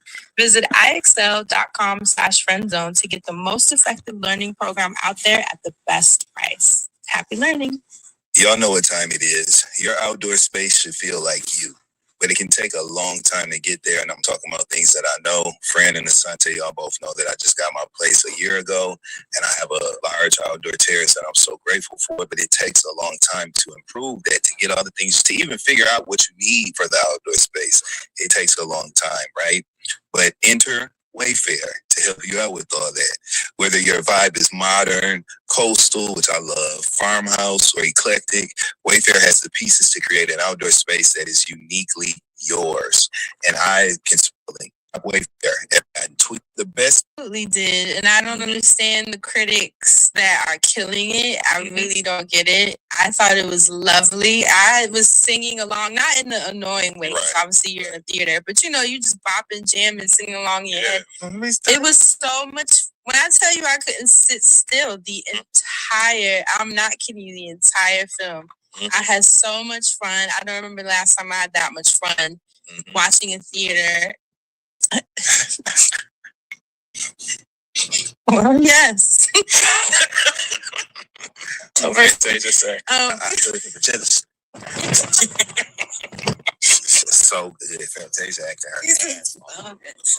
Yes. Anyway. But yeah, so it was just such a fun film. And I couldn't believe that people had the nerve to say, I heard all kinds of terrible things. And Jafar was awful, the kid was awful, and I just did not see it that way. I thought Jafar did such a great job. Everybody I talked to that saw it said the same thing you said. They were did a great job. Yeah. Was it cheesy? Yes. But there's shit that's cheesy about Michael Jackson. That's what makes him so phenomenal. Like, who else hangs out with monkeys and giraffes? You know what I mean? Like, it just worked. And I think they did a great job. And the way it ended, it feels like there's going to be a part 2. Really? Yeah. Yes. I saw it in some of the press that Cass has been doing. Nia Long and Coleman Domingo. Shout out to Coleman Domingo. Shout out to Long and Coleman. Yeah. They've been speaking about a sequel in their press junket, so I think it's going to happen for sure. Yeah. The movie is the #1 movie in the world. It has the biggest global opening ever after grossing $217.4 million, nearly outgrossing all of 2026's film. Yeah. But I was like, it's fine. It's a movie. And I was like, did he have light eyes? And so we sat there Googling, did Joe Jackson And Jade said, motherfucker, he did. His eyes was hazel, like green or some shit. You know who looked like Joe Jackson? Who? The guy from Caterpillar. What was his name? The first guy. What's his name? David. He looked like Joe Jackson. You don't want to see after like the surgery? That. Yeah, with them eyes. Mm-hmm. That's how I had Coleman looking and I struggled with it. But you know what? He is so great. He can play anybody. He can play Meryl Streep and she can play him. They can play each other. Meryl Streep and her. And put Viola Davis in there and they all be pointing at each other like Spider-Man. Them motherfuckers can play anybody. They can play anybody. So, that being said, so shout out to everybody in the Michael Jackson movie. Simone. You got it. Yeah, so you know. To Viola Mouth. Don't do it again. That's for those watching. Patreon niggas. Okay, so. Oh yeah, it's one of them. Man. You stop it. Whoa. I thought this was black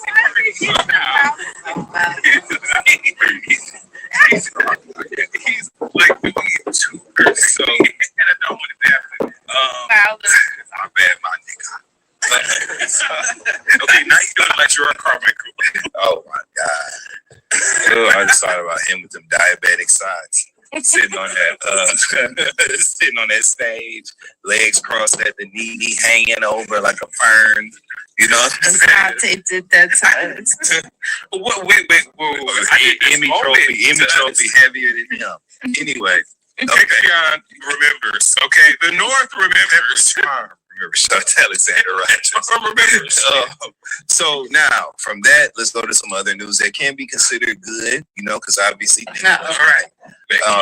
Megan Thee Stallion, beloved entertainer, overall entertainer, rapper, actor, theater actor now, you know what I'm saying? Broadway performer. She has broken up with Klay Thompson. Damn. Plays for the Dallas Mavericks, and really got piped up by proxy of being with her. In connection with her, we gave a damn about him. You know what I mean? Klay Thompson was very miscellaneous. But it comes to like sex, he's not sexy. It's not sexy. So people weren't paying attention to him in that way until Megan laid her eyes on him and said, hey, I kind of like your style, and they got together or whatever. So then we kind of like the style too. But apparently he was cheating on her. Megan Thee Stallion posted recently on her Instagram stories. She said, cheating, had me around your whole family playing house. Got cold feet in quotes. Holding you down through all your horrible, in all caps, mood swings and treatment towards me during your basketball season. And now you don't know if you can be monogamous, ? Bitch, I need a real, all caps, break after this one. Bye, y'all. Megan Thee Stallion posted that and she dumped him. She also confirmed to TMZ through a statement that trust, fidelity, and respect are non-negotiable for me in a relationship. So it's pretty clear what the fallout was over. Right. They're over. They're done. Now, how do you guys feel about it? Tell me your thoughts. I'll tell you mine. I'll kick this off. I'll start this shit off, right? Megan Thee Stallion being in love is a beautiful thing to see. We've seen her in relationships with men before that she loved, and she's happy. She's upbeat. She's playful. Her work is upbeat and playful, but it doesn't lack the edge that we love from her. And we're happy for her. We're rooting for Megan Thee Stallion, her story, her family tragedies, all that shit. We want to see her happy and thriving. So we thought that that's what this relationship was. You can say that there were red flags simply by way of being a professional athlete. A lot of people say that they're all athletes, cheat, whatever. But she's a global superstar too. So, it just seemed balanced in that way. And it seemed like they both were choosing each other. So I hate that she had to suffer a heartbreak. You know what I'm saying?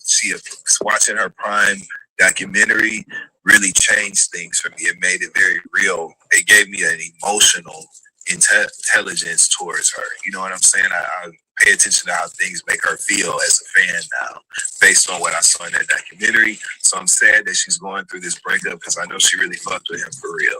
Yeah. They buy a house and she's like cooking for him. All of the things. And being around his motherfucking parents, giving them food with lorries on it that they've never had in their fucking life.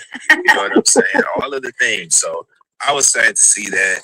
And, on to the next, I guess. But shout out to her because I respect people who break the fuck up when shit ain't right. Yeah. I respect people who tough out the PTRD. You know what I'm saying? Post-traumatic relationship. You know what I'm saying? Disorder that you have after a breakup.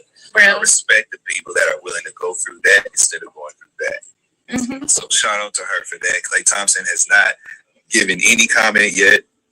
So we haven't heard anything from him or his representatives. Did you put up some video? Or was that just some bullshit? I didn't see it. The internet tends to post old videos and then a caption that makes you feel like this, the person just posted this was debate. So it's hard to know nowadays. Yeah, so far he hasn't said anything since Megan has announced their breakup, so which I love. Don't say shit. I do too, but she doesn't have parents. You know what I'm saying?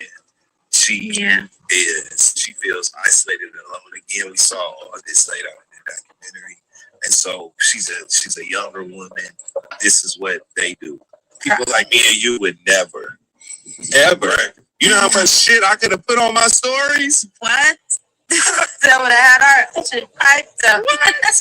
Oh my God. But again, that's why my voice raised. It was a thing for me, y'all.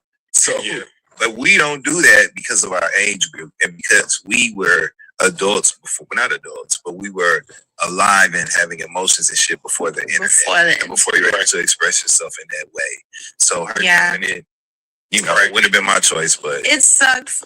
Firstly, it sucks that it's happening. I hate when men humiliate women. It's just like, come on, grow up. If you want to fuck, go fuck. Nobody's stopping you. It's a mentality that's so childish. I'm tired at this point.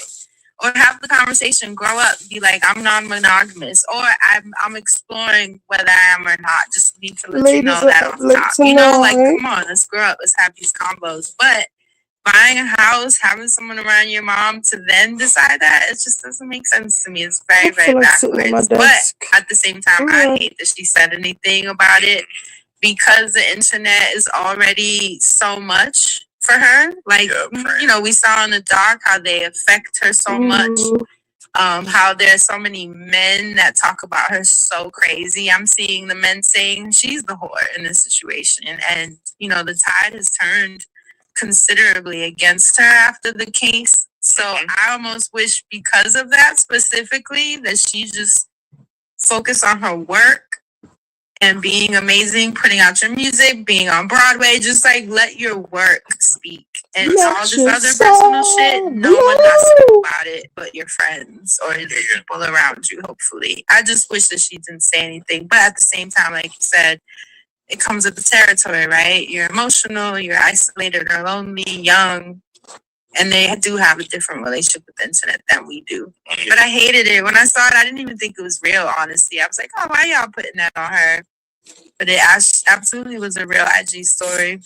Yeah, I was and still am disappointed, but not surprised, unfortunately. Wait, before you talk, Tay, this is an important opinion we're getting, you guys, because Asante. Oh my God. Asante is the person who introduced me to Megan Thee Stallion and her. Right, same. Asante is the person who brought Megan Thee Stallion to the friend zone.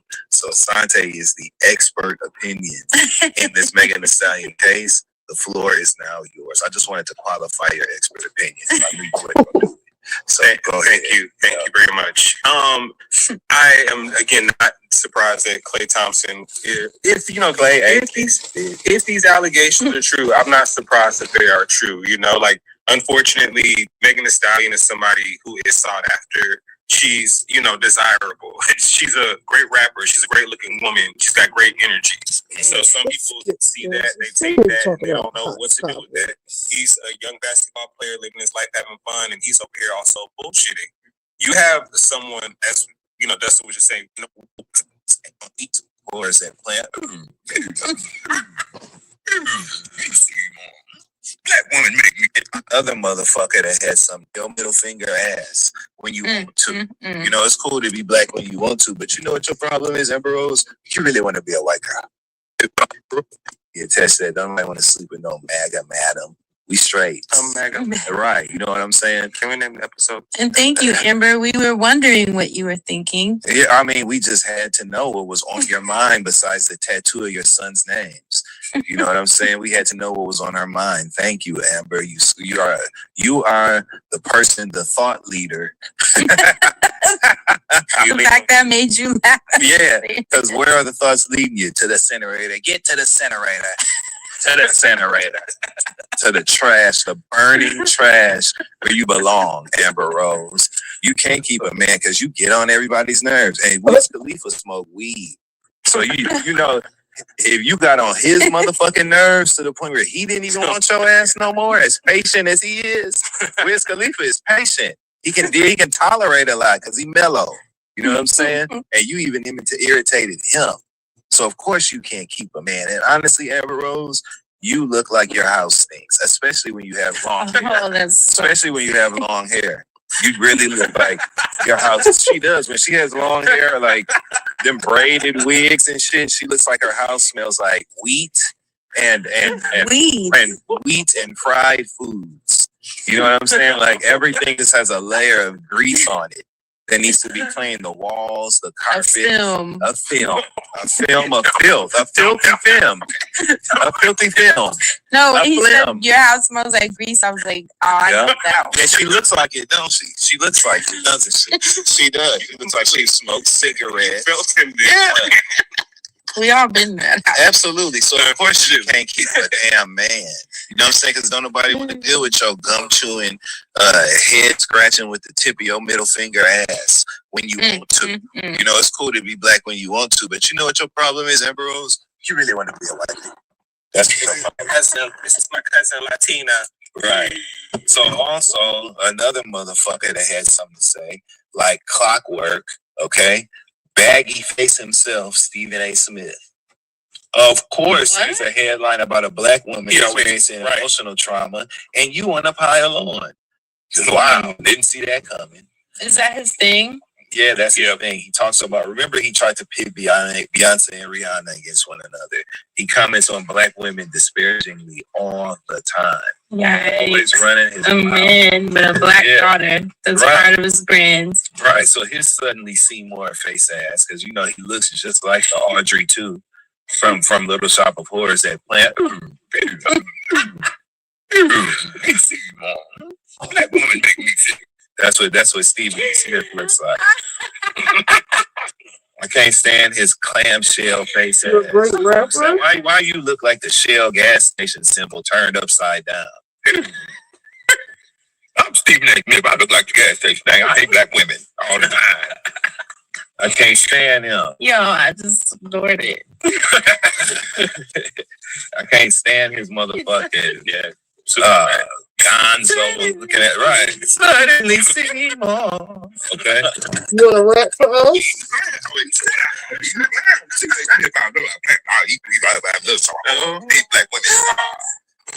Back didn't even sound I'm gonna run for president. And you niggas ain't gonna vote for me, and you gonna vote for me because we're gonna be niggas and we got some white people. Please. I need to just talk about sports, but I really talk about black women. Can't stand his pickleball paddle face ass. He looked like the thing you play pickleball. All right. That's what he looks like in the face. A dustpan, a whisk broom. I hate him. Anyway, of course he had something to say. He said that Megan Thee Stallion was wrong. He said he was like a whisk broom. I can't stop laughing. That's what I mean about y'all black women. Y'all never stop laughing. Anyways. All right. Okay. So, his ugly ass got on the internet and said that Megan Thee Stallion was wrong for revealing that Klay Thompson cheated because, quote, he doesn't deserve that. He got on the internet and said that Megan Thee Stallion was wrong for revealing that Klay Thompson cheated because, quote, he doesn't deserve that. He is a great NBA player and a future Hall of Famer. Okay. Talking about Steph Curry being the same, all that bullshit. I'm just like, that's what he had to say about it in a too big ass dress shirt. You can't even buy the right size. You look like about a 15 and a half, 34, 35 to me. And it looks like you're wearing a 17, 38, 39. That's what it looks like you got on. So you don't even know how to dress. For us. First of all, worry about that. Second of all, what's it He's to you? too old. But What's he's it too to old you? for that kind of opinion. And you're embarrassing your daughter. He has a daughter that seems to be pretty sensible. Mm-hmm. And like when I see them do content together, it seems like she was raised right. You know what I'm saying? So how did he end up like that? Shout out to her mom. Shout out to his mama, because apparently the grandmama is the baby because the daddy show ain't. How about that? So I just think so no one's holding Klay accountable. Mm-hmm. That's the interesting Lil Duval is chiming in saying Stephen A. Smith was smart for bagging her and then cheating to be able to bag more hoes, and after it's over that he was smart. That's what Lil Duval is, who looks like Pearl Shea from 227. That's what Lil Duval said. Mm-hmm. Who looks like who else does he look like? That's it. He looks like Pearl Shea, the one that was in I Got the Hookup, smoking weed, playing the grandmama. Where you get that? Columbia, motherfucker. That's what Lil Duval ass eyeliner wearing ass look like. Owl eye ass. I don't know what you are on today. So yeah, he said that's what Stephen A. Smith's ugly motherfucking ass. Of course, like clockwork, boom, right on time. Here he come. You know what I'm saying? Here come Flo. Right on time. sick as Stephen A. Smith. So fuck him. I don't know if y'all want to get some cuss words in too, but I was about to move on. You got it. Okay, bet. So he did that. And then, because of all of this, as our brother Asante, our resident Megan Thee Stallion expert, give it up. You got to give him his props. He's the one who started it. He's the originator. So it's like, I be stealing them TikTok dances and shit. You ain't stealing his dance. He started it. Okay? I'm not Ebony. They're going to click it if it's me. Anyway. So yeah, but like Asante preview, Megan Thee Stallion has decided, we know she's currently playing Ziegler in Moulin Rouge on Broadway, but it's closing soon, so she's the perfect, curtain call megawatt performer for the play. But she has decided to cancel her remaining Moulin Rouge show. Oh God, I hate that. Her final performance will be on May 1st, which is in a couple of days. Do you know how many she's canceling? Supposed to go until May 17th. Yeah, so like 2 weeks, a little over 2 weeks. Yeah. She said, this is what Megan posted. She said, hotties, my last performance as Ziegler in Moulin Rouge Broadway will be May 1st. It's been such an honor to be a part of the Moulin Rouge family. I've met so many amazing people in this theater. Y'all work so hard, and I have so much respect for the dedication, the stamina, the work ethic, the time, and the effort y'all put into the work. I'm so grateful for the cast and crew that made this experience so meaningful. And to all the hotties that showed up or plan to attend, thank you for supporting me during this incredible journey. Love y'all. See you soon. That's what Megan said. Now look, that makes me want to cry. Me too, because shit is too much for her. It's too much for her right now. And this is when the emotional or the personal part of your life can bleed over into your professional life, right? Because she had to exit this play.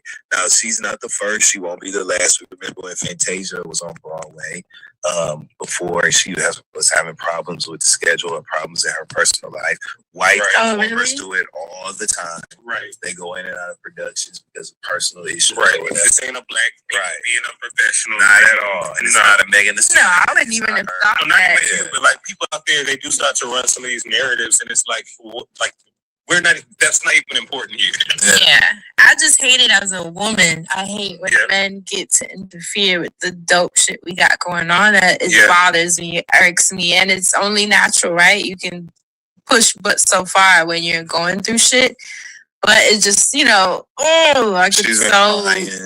in the curtain call. I saw the clip where she was like closing out and trying to greet the audience, but it just couldn't stop crying. That pissed me off because meanwhile he's with the next girl. It's just I'm very sensitive to men. And he's a hooker. It's some girl with him a hooker. He's a hooker. The girl is just a girl. I would have to say, much love to Megan Thee Stallion. She's gonna make it through this. This is one of those moments where I'm not trying to downplay anything that's going on because it's happening in real time to her right now. She's gonna have to go through this for however long she goes through it. But I'm not one to spotlight someone's partner just by proximity. Mm-hmm. So Klay Thompson, whatever you thought you did here, you ain't did shit. Megan's still gonna come out a better bitch. Mm-hmm. She's gonna come with bigger opportunities. You were dating this woman while she just did that Cheetos thing, that commercial. You know what I'm saying? There's a lot going on with her. So of course it's overwhelming to have to go through some bullshit like this. But this doesn't mean let me go watch him now. This just means, Megan, when you come back in your full form, we gonna be right here waiting for you. Yeah. Shit, I might have to try to get on the plane to see her tomorrow. I'm so mad. Fuck him. I didn't even pay attention while they were together. That's why I said that. I'm pissed that now he gets a moment from me. Ew, fuck you. My man, that video, that was not about you to me. It was just another song from her. She was doing her shit. I don't care about you. Everyone will change the meaning. Absolutely.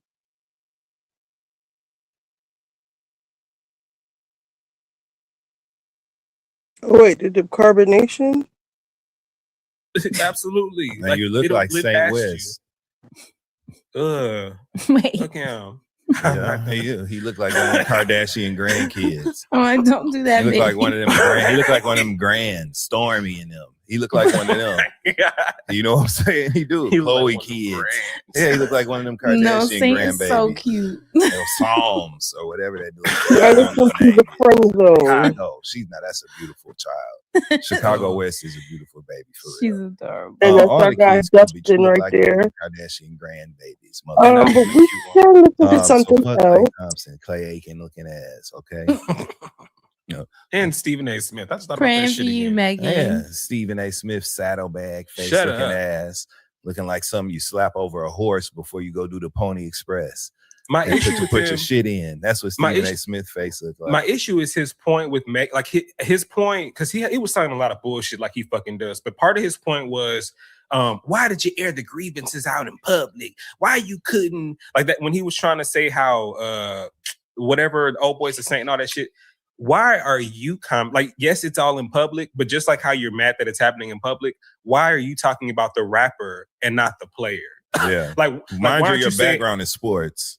I want And the I record and to the reflect right, that. which is why is it on the show to begin with. But and I Exactly. agree with him that she shouldn't have aired it out. But I hate that he's positioning it as That's the problem. right, because of Clay. Like, well, you're ruining his career, as opposed to him saying to her, "Fuck that dude." To Don't protect let you, him baby affect- girl. Yeah, Yeah. Like, girl, go your get another brand. player, girl. Like, I would Clay, have much rather him like, say that do shit. different And he's got a choices or daughter, something. an adult But daughter. that's what I said so earlier. Where's this the is empathy? a man with a child that is a part of his brand. That's Coming the at play, right? the woman that is not even playing or sports. She dated a player. Talk about him. Talk to him.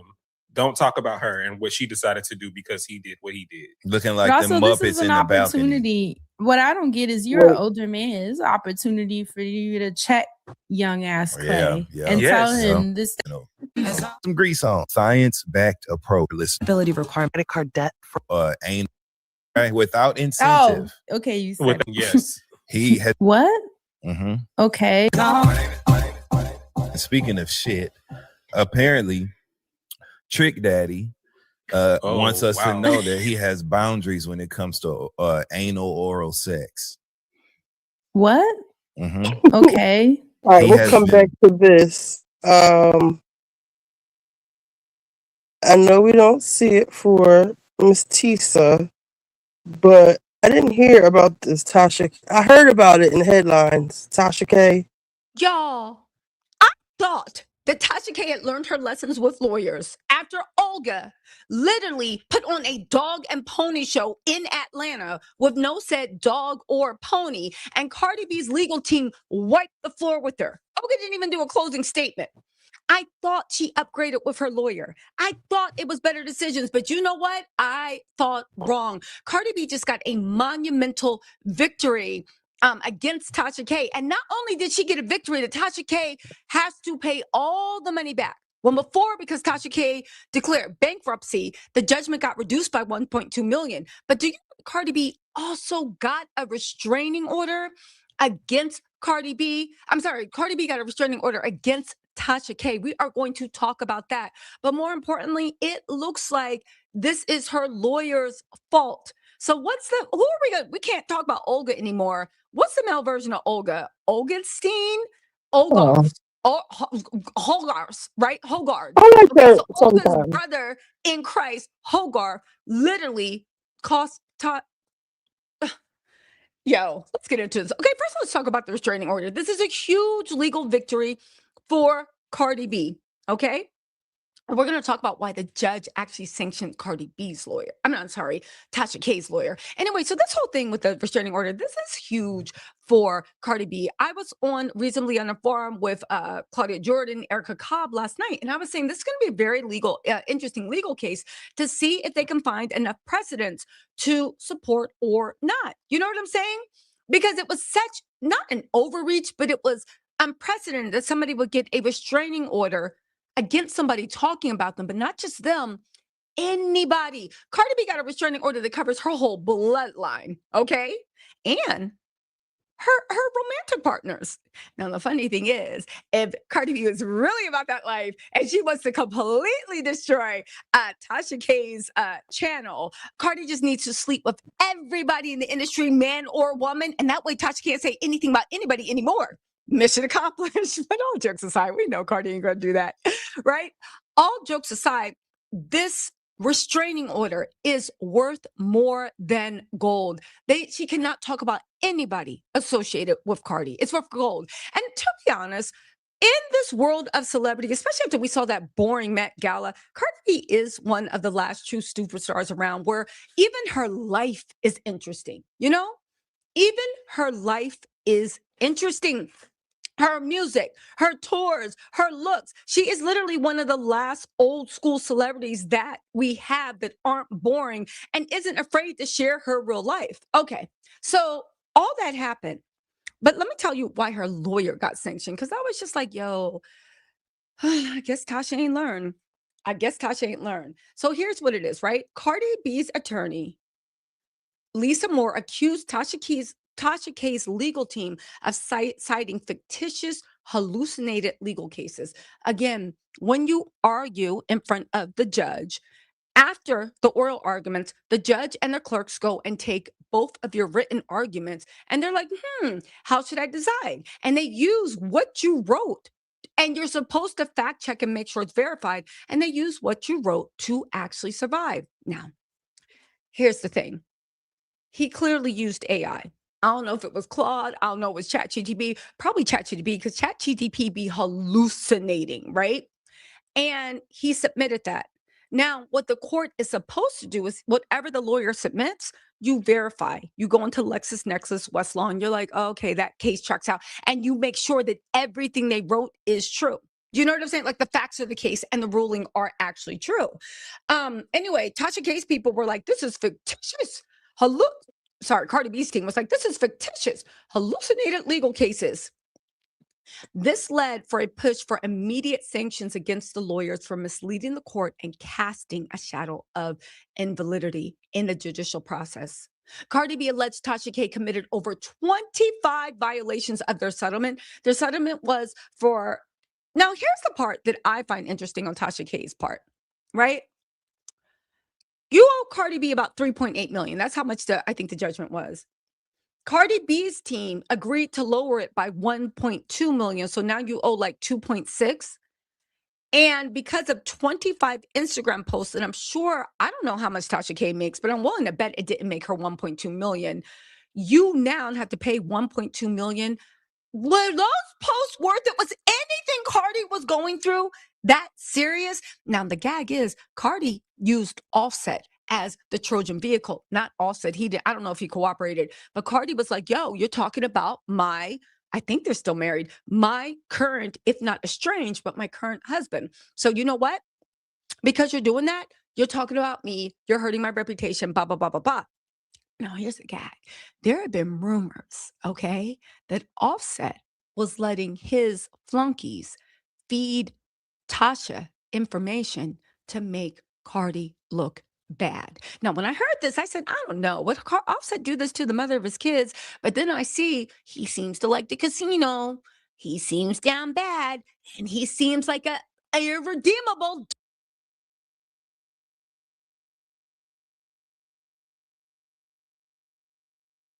Let's see, Stefon and Cardi.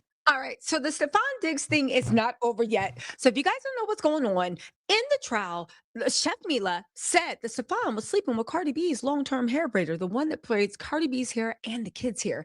All right, so then the hair braider, her name is Sky, came out and said, no, let me tell y'all what's really going on.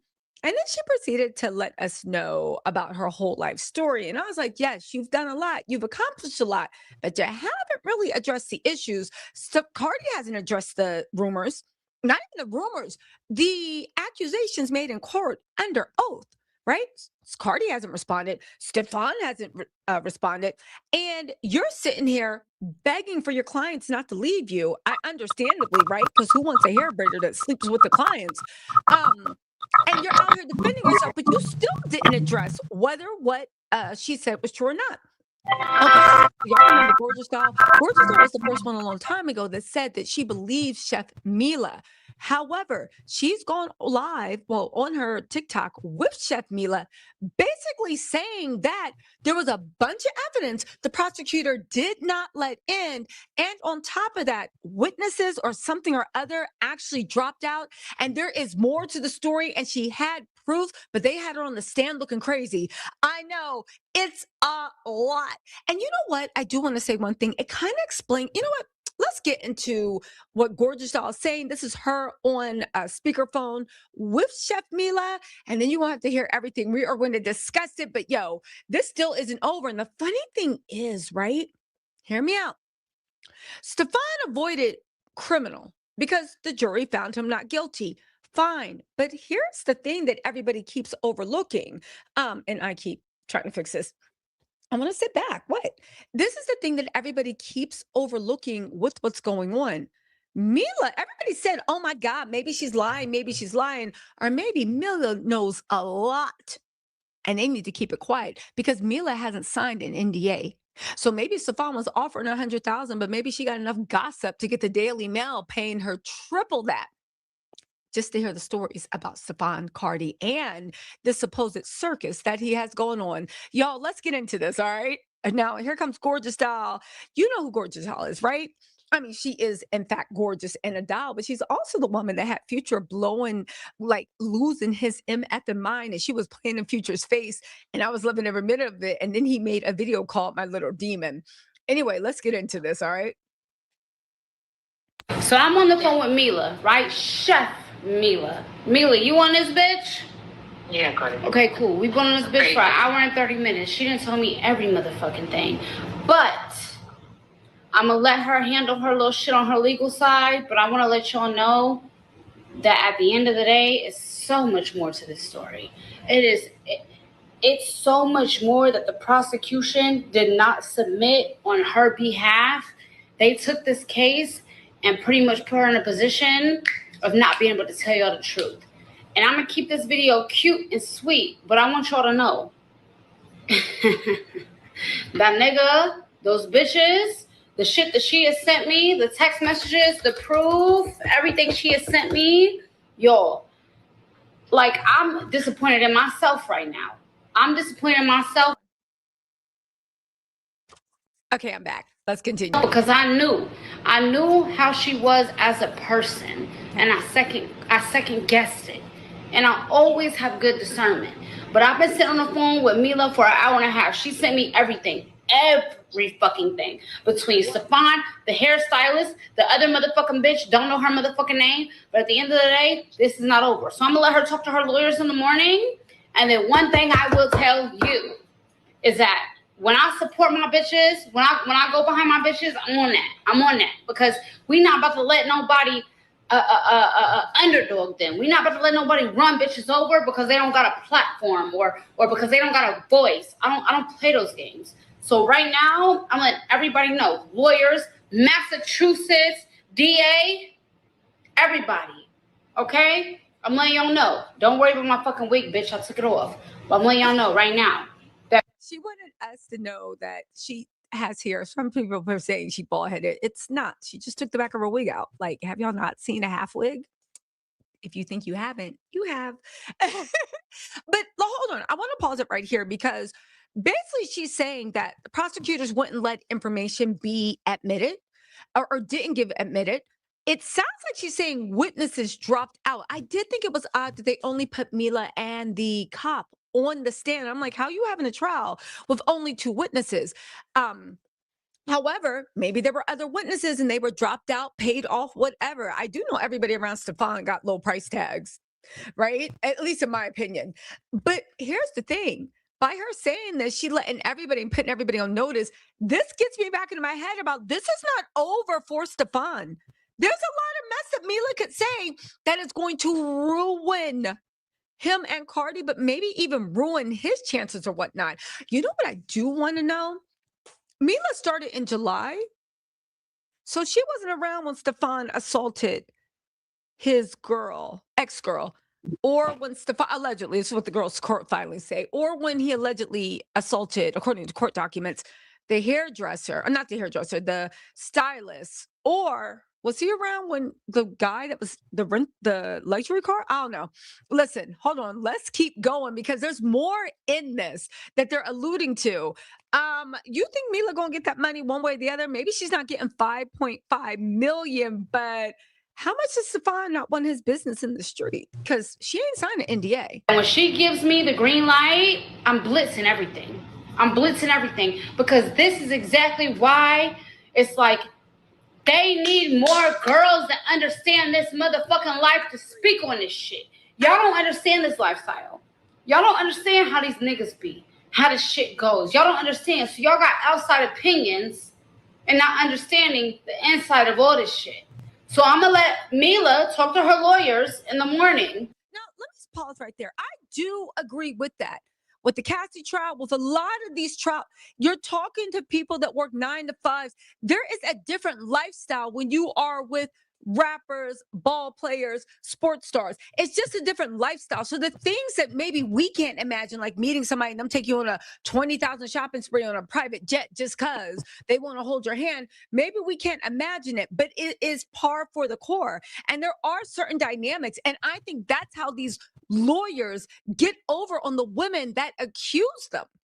Right? I think this is how the lawyers get away with the women that accuse them, because they know that the average person doesn't know. So here's the thing. When you're talking about, they have something called trade standard or industry standard. And that means that, okay, everybody else might not do it A, B, and C, but in this world, it's done A, B, and C. So you have to view it through the lens of A, B, and C while you make your thing. Did it veer from standard? Is it normal for this to happen? Is it not normal? And that's what she's basically saying. There needs to be a lawyer that understands how the game goes, but then can verbalize it to people that look like your grandmama and grandpop. Hating ass bitter pick-me's that are in their 40s and 50s. Young pick-me's that are hoping they're pick-me's. And hair braiders that might be being very, very friendly with their clients. But let's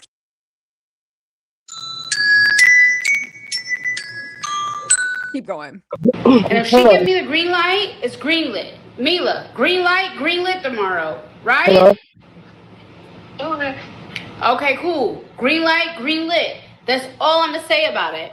But it's so much more that y'all don't know that really got my blood hot. And I don't really get my blood hot about nobody else shit.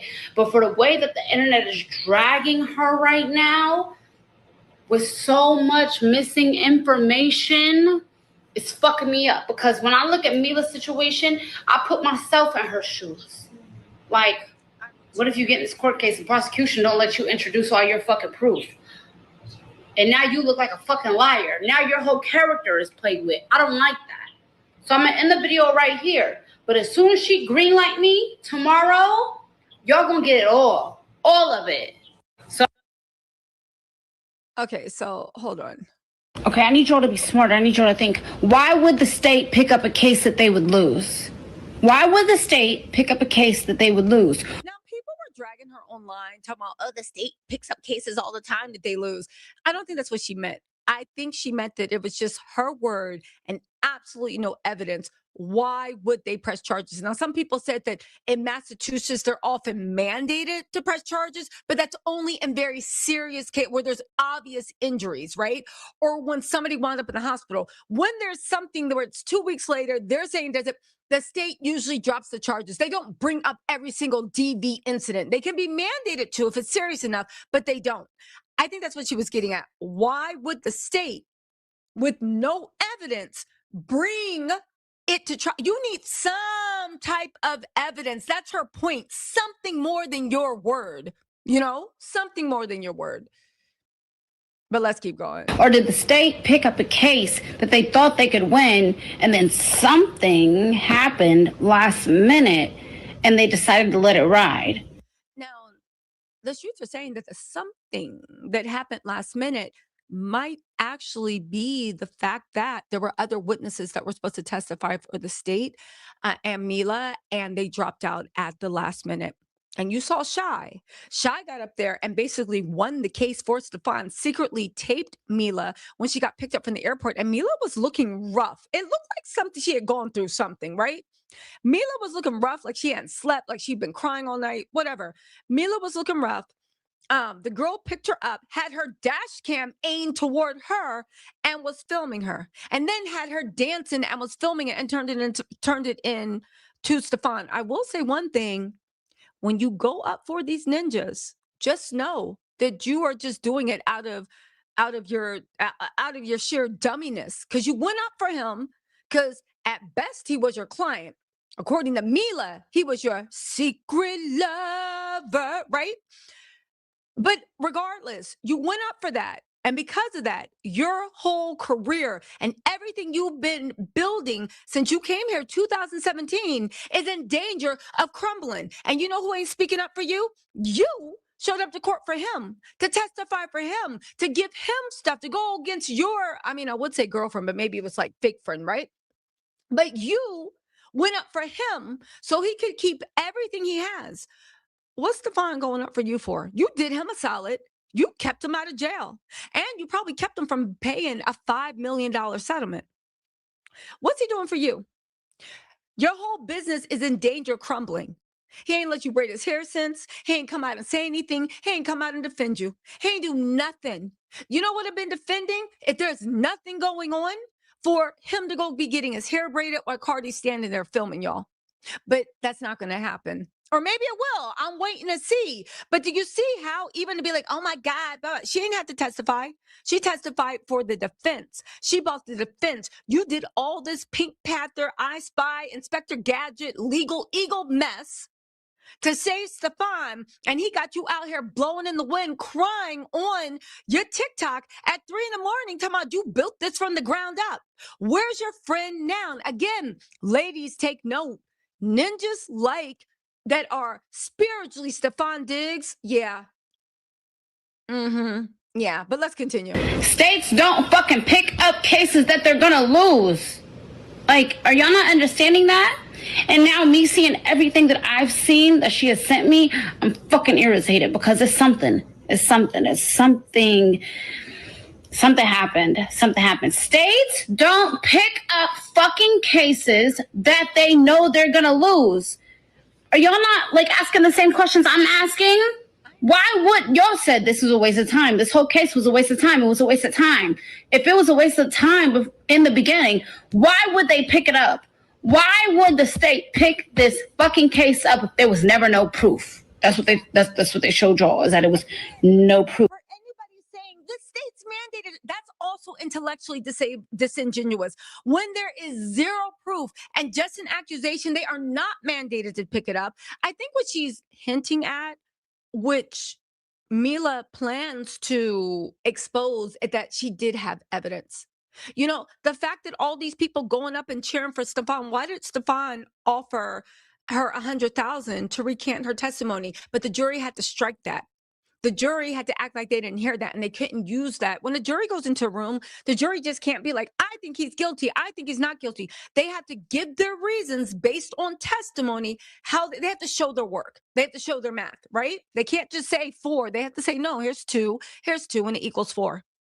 When Mila said he offered me $100,000 to recant my testimony, right? But Mila couldn't, because it was a criminal case. And even if you don't want to testify in the criminal case, the state brings the charges. The state brings the charges. And you got to be there regardless. You get subpoenaed. So anyway, hold on really quick, you guys. Hold on. Okay, anyway, let's get back to the point. Hold on. Right? It was no proof. Or did the state pick up the case and then something happened before court and they didn't submit the evidence? Are we all slow? Are we all fucking slow? And that's why I called Mila and said, Mila, you gotta give it to me, babe. You gotta give it to me. And I need y'all to think that. Why would the state, the prosecution, the DA pick up this case? Excuse me, I'm sorry. Why would the state pick up this case if they knew they were going to lose? Or did the state pick up a case they knew they could win, and then allegedly maybe something happened? I don't know. Something was paid. I don't know what was said. Something happened. So you're trying to say, well, implying that maybe there was some sort of payoff to the witnesses, because where were all the other witnesses? State isn't picking up a case that they know they're going to lose. Are y'all not seeing 1 + 1 equals fucking 2? We're all saying the same thing. This was a waste. This was a waste of time, right? This was a waste of time. This was a waste of time. No DA would pick up this motherfucking case against this fucking NFL. And again, for everybody being like, oh, DAs do that. Yeah, but they have other evidence. When she's saying that this case to lose, it means a case with zero evidence except for your witness's word. No DA is just going on one person's word. And if there's no evidence, not even bruising, not this, not that, and it's 14 days later, come on now. They wouldn't have taken the case. They would have dropped the charges. DAs drop charges all the time because there's not enough evidence to take it to court, even when it's DV in Massachusetts. Player, knowing it would be everywhere, all in the news and everywhere. They're not going to pick up this fucking case knowing it's a lose, knowing they don't have no evidence. There's evidence. They just didn't fucking submit it. They didn't give her the chance to say everything. Are y'all not understanding? That's why, for me, this bothered me so much, because I said, ain't no way. Why would the case pick up? Why would the state pick up a case that they knew was a loss? They were going to lose. Why would you pick up this case that you know you're going to fucking lose? The state, the DA doesn't pick up cases that they're going to lose. The DA doesn't pick up cases. Again, when she's saying that they're going to lose, they go in there thinking they have enough evidence for a conviction. Do you know that when the DA actually charges, they have to show that they have enough evidence to get a conviction? You just can't go in there. If not, we'd all be in jail. She stole my Twinkie. She stole my lollipop. There has to be probable cause and enough evidence to put in front of the jury. That they know are, why would you pick up this case that you know you're going to fucking lose? The state, the DA doesn't pick up cases that they're going to lose. The DA doesn't pick up cases that they know are a L. Like, and I know a lot of y'all don't know the law. Y'all don't know the prosecution. Y'all don't know how shit works. But the fucking DA, the prosecution, is not picking up a case that is a loss. They're not trying a case that is a loss. They're going to settle before anything. They're going to offer a plea before anything. Why did they pick this case up? Plenty of cases get the charges dropped by the DA. Plenty of cases. That's why they don't go to trial. They're like, this is good. Because you don't understand with the DA, they also have to use taxpayer money wisely. If they put it on the case that's paper thin, it takes away cases that actually have more weight that need their attention. Why? Like, yo, please, please, please, please, please. And my thing is, it's like, for me, I have no personal interest in this. It's just that a girl that I know, her character is being assassinated because what she gave to the prosecution, the evidence that she gave to the prosecution wasn't introduced. She didn't get to talk. She didn't get to say shit. Every time she said something that would tell you, hey, when they said, hold on, and y'all not looking at it. Y'all like, oh, when his lawyer said, didn't your lawyer demand? First of all, a lawyer can send a demand letter, okay? A demand letter or an expectation letter. But her lawyer just didn't say, oh yeah, we need 5 whatever million. No, he had. No, listen, I get it. Stefon's team was trying to make them sound real shady, like extortion people. That was their job, to make Mia unlikable to the jury and then give the jury reasons on why they don't need to believe this unlikable person. But yeah, even that 5.5, she ain't tried to extort. It wasn't anything like that, but whatever. Offered her $100,000 to recant her statement, take her statement back, Why would you want her to take her statement back if there was no truth to it? Why would the... And that's what every Stefon Diggs defender can't explain. Y'all are saying she's lying, but the courts, when she said he offered me $100,000 to recant my statement, Stefon Diggs don't like giving a penny to anybody. At least that's what the streets are saying, right? When they said that, nobody called her a liar. If anything, they literally was like objection and got it struck from the record because they said it was unduly prejudicial to the jury, and that information could not be allowed in court. That's what a lot of people don't realize. Justice is for the rich and people with really, really good attorneys, because it's not like so many things come in, get excluded from cases. It literally is who can create a narrative and who can keep certain evidence out. And then after that, the jury can only decide based on what they've heard. Prosecution try a fucking case that they couldn't win if there wasn't proof that wasn't submitted. Are we slow? Are we dumb? Did we not fucking go to school? Like, it's irritating me because I had to get to the bottom of it. I did, because it didn't make sense to me. And when shit don't make sense to me, I gotta figure it out. Hold on, where did this go left? Where did this go left? Why would the DA pick this case up? Now, listen, she keeps saying, where did it go left? Now, there's three things that could be going on. Mila could be like, all right, you're not going to pay me any money. You're going to sit there. I'm not letting people, I'm going to let all your business out, all your secrets out, right? And if she does, the Daily News, TMZ, and all these people will be happy to pay. She might make a couple of $100,000 just selling stories about Stefon Diggs, Cardi, and everything she knows about that circus that he got going on. And maybe Stefon don't want it out. Two, maybe Stefon, even though nobody's explained why he offered her $100,000 or recant her testimony. But outside of that, it could be that Mila is like, yeah, ninja, I'm going to spread this.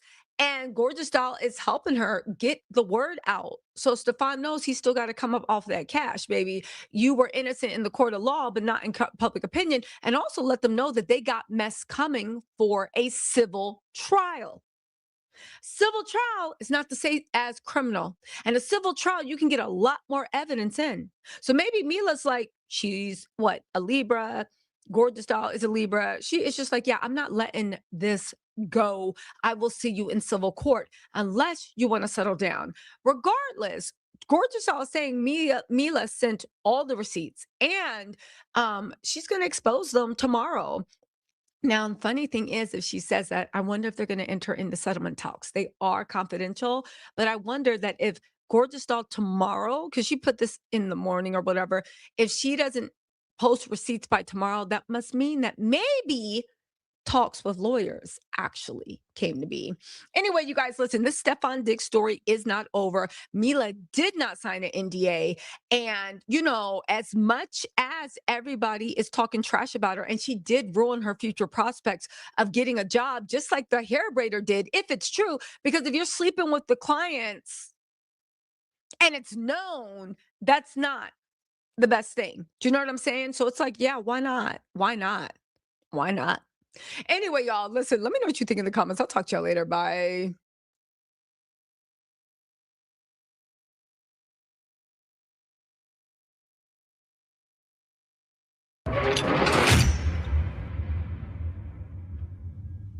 And they just athletes, entertainers too. Yeah. Kanye. Who else? Reggie Go ahead, Bush. Cam. They gonna say I'm hating. I've been saying this for years. I seen some shit we talking about Meg Thee Stallion yesterday. Niggas gonna say I'm hating. Everybody, they just don't want to hear it. What they don't want to hear. No, he's talking about Clay. Niggas be like, yo, Clay Thompson fumbled Meg Thee Stallion.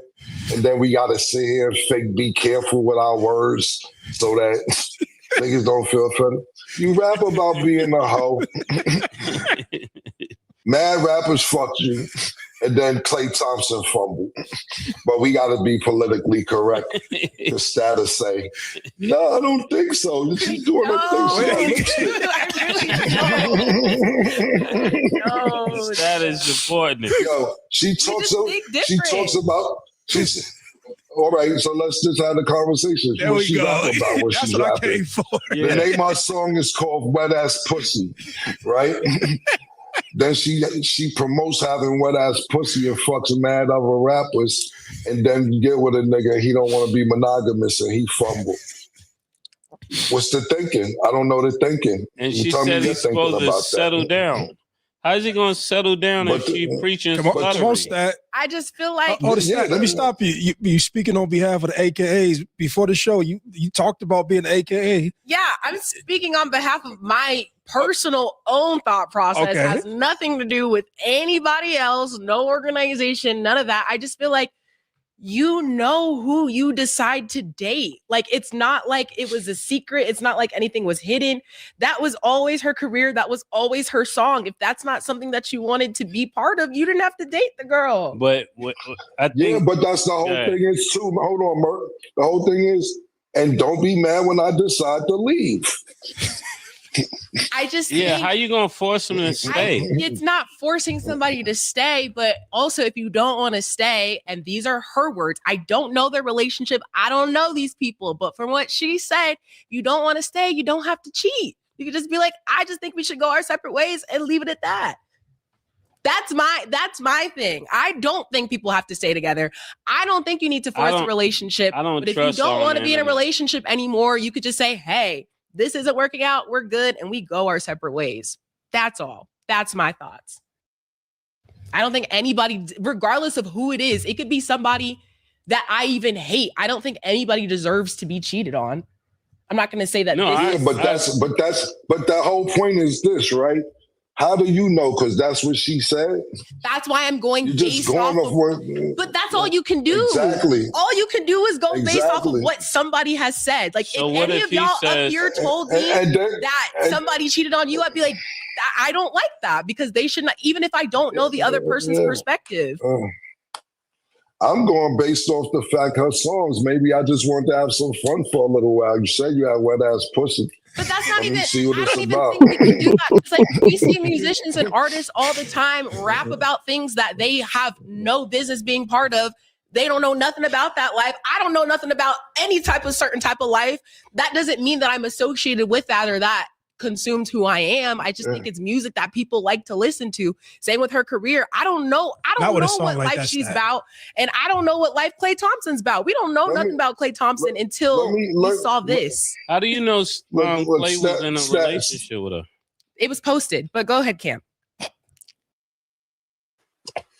I'm gonna tell something real quick, Stat, and it's not bad. I'm gonna share a story you share with me, and it's nothing bad, nothing personal. You went to what's the name, right? What is Kodak Black be rapping about? Crazy shit, right? Yeah. Was you in a shootout by where he was at when we went to the festival? Was it a shootout? Potentially. Yeah, allegedly, right? We'll go allegedly. All right, cool. You get what you heard, all right? That's what you've been hearing the whole time.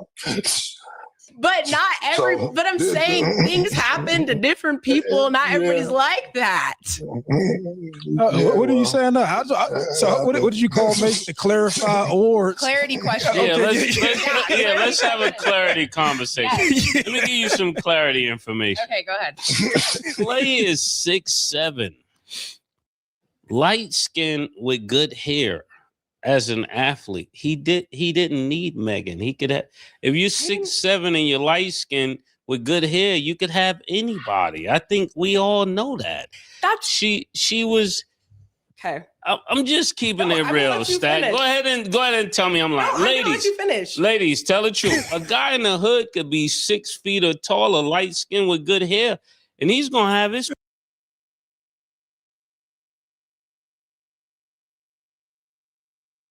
Two things. One, this season continues to rock. And two, that may have been one of the most entertaining back and forths I've ever witnessed. I don't know whose team I'm on. I'm really, really hoping that this episode helps me personally. Like, I might need to hold your hands because I need to figure out what's going on. But it was so entertaining. I was so enthralled the whole time. I take back everything I said about going to Dallas. I was very harsh about it last week. I take it all back.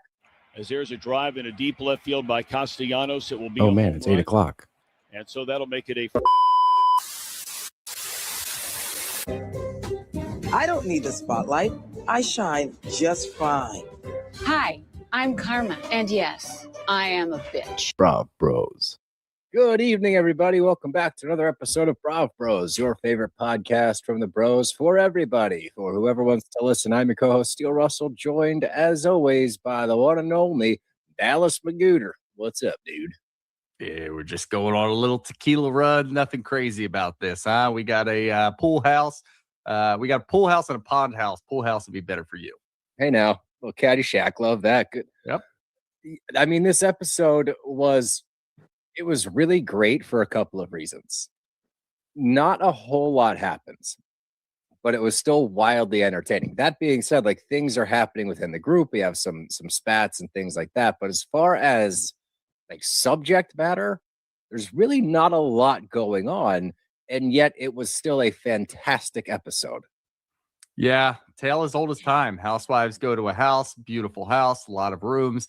Somebody's going to get the shit end of the stick, and they are going to throw a pity party. And that's what happens. And it really matters as to what the rest of the cast does when that pity party starts.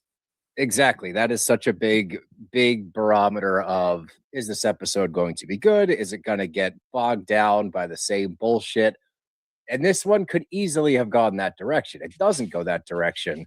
But with the way that the Pool House crew handled it, it could have spiraled into just a ridiculous, stupid episode about nothing but complaining. And I fear that we're going to praise the show too much and that it's going to go the other direction. But I was genuinely concerned because Kelly doesn't have a lot to talk about, right? Shamia has nothing to talk about. Now they have a position of leverage, if you want to call it that. And I thought they're going to beat a dead horse. They try to, but we have so much going on with the other crew that we don't get stuck there. It's weird too, because I actually think, and like, it's a real competition for the bottom of the power rankings right now between Shamia and Kelly. You know, Frick and Frack, if you want to call them that, or they lower are than Frick and Frack. Portia and Pedro, I don't know what they are. Yeah, they're not Frick and Frack. We're gonna have to have a better duo name for them. But I honestly thought that Shamia handled it fine. Like, I had no real issues with Shamia in this episode, and I know that, you know, we've been a little hypercritical about her, but she hasn't been bringing it. There's just nothing there, and we can tell what she's doing, and we can see it from a mile away when she tries to manufacture storylines, and they're just not hitting. I thought the same as you. I thought, here we go. This is your leverage. You're going to go ahead and run with it. She kind of took a back seat. Kelly's the one who's sort of running with it. And K. Michelle coming out of left field without Glam. That I did not see coming. But I thought reasonably, Shamia, as she usually does, had some pretty good confessionals. So it keeps her afloat for now. Kelly, on the other hand, I don't know what I want to do with Kelly. Yeah, you can tell what she's trying to do in confessionals. She's trying to have a moment. She thinks she's having a moment. I think production is egging her on during those. Probably. Like, yeah, keep going. And she keeps going. I'm like, no, stop though. Yeah. You know? Like, it's not working. It's not landing the way you think it's landing. But like she thinks last week, she went on a tangent, and then she was singing Horsea a couple of weeks ago. She went on a different tangent the week before, and I think a producer actually stepped in and said, like, "Are you done? Are we finished with all of this?" Is there another one? Or? I don't even think producers are pushing her along. I think she's just doing this on her own, which goes to show you why I think that, you know, this isn't looking good for Kelly this season. No, and I'm curious because I didn't mind Kelly last year at all. Like, I thought she was a good fit for the group. I think she's having an identity crisis as to what she wants to be in this group and what her actual role in this group is. You know what I mean? I feel like she wants to be an HBIC. She wants to run shit.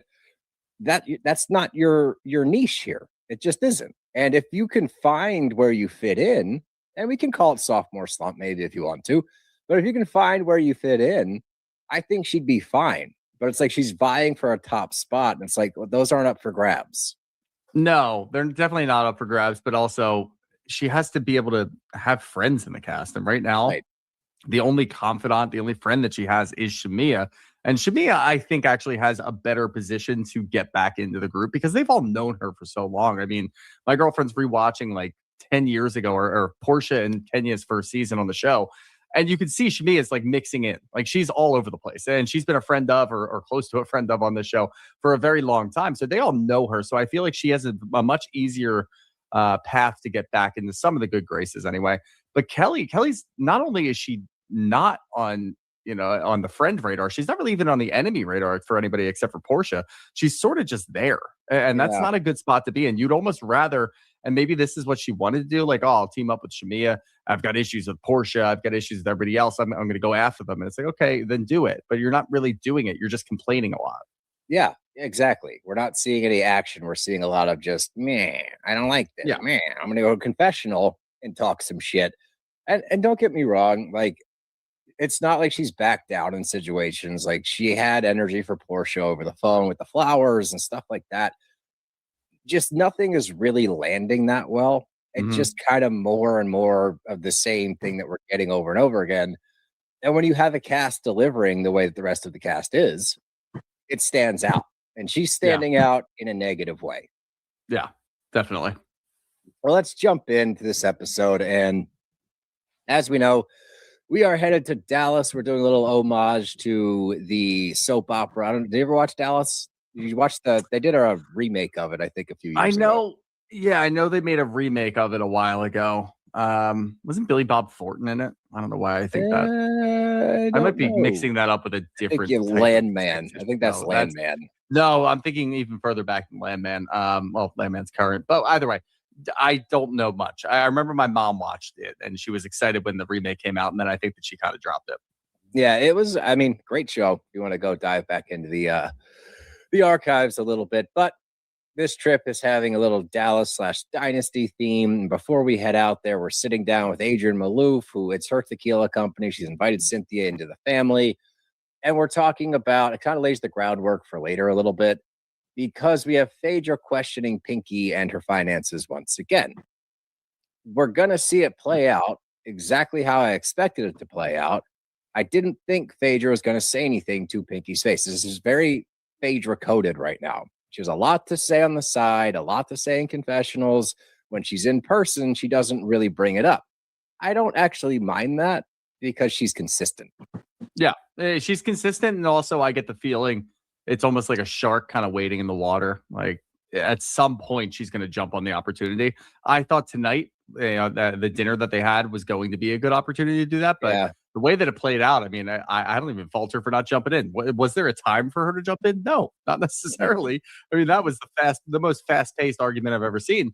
But yeah, with Phaedra, I expect her to do something, and we'll have something to say if she doesn't. If she still does the same thing, just goes to her confessional, or she has those one-off conversations with everybody else about something and refuses to talk about it with that person, then yeah, we'll have a real conversation about it. But I think she's earned the right to kind of be that person that's hanging out in the background waiting for the opportunity.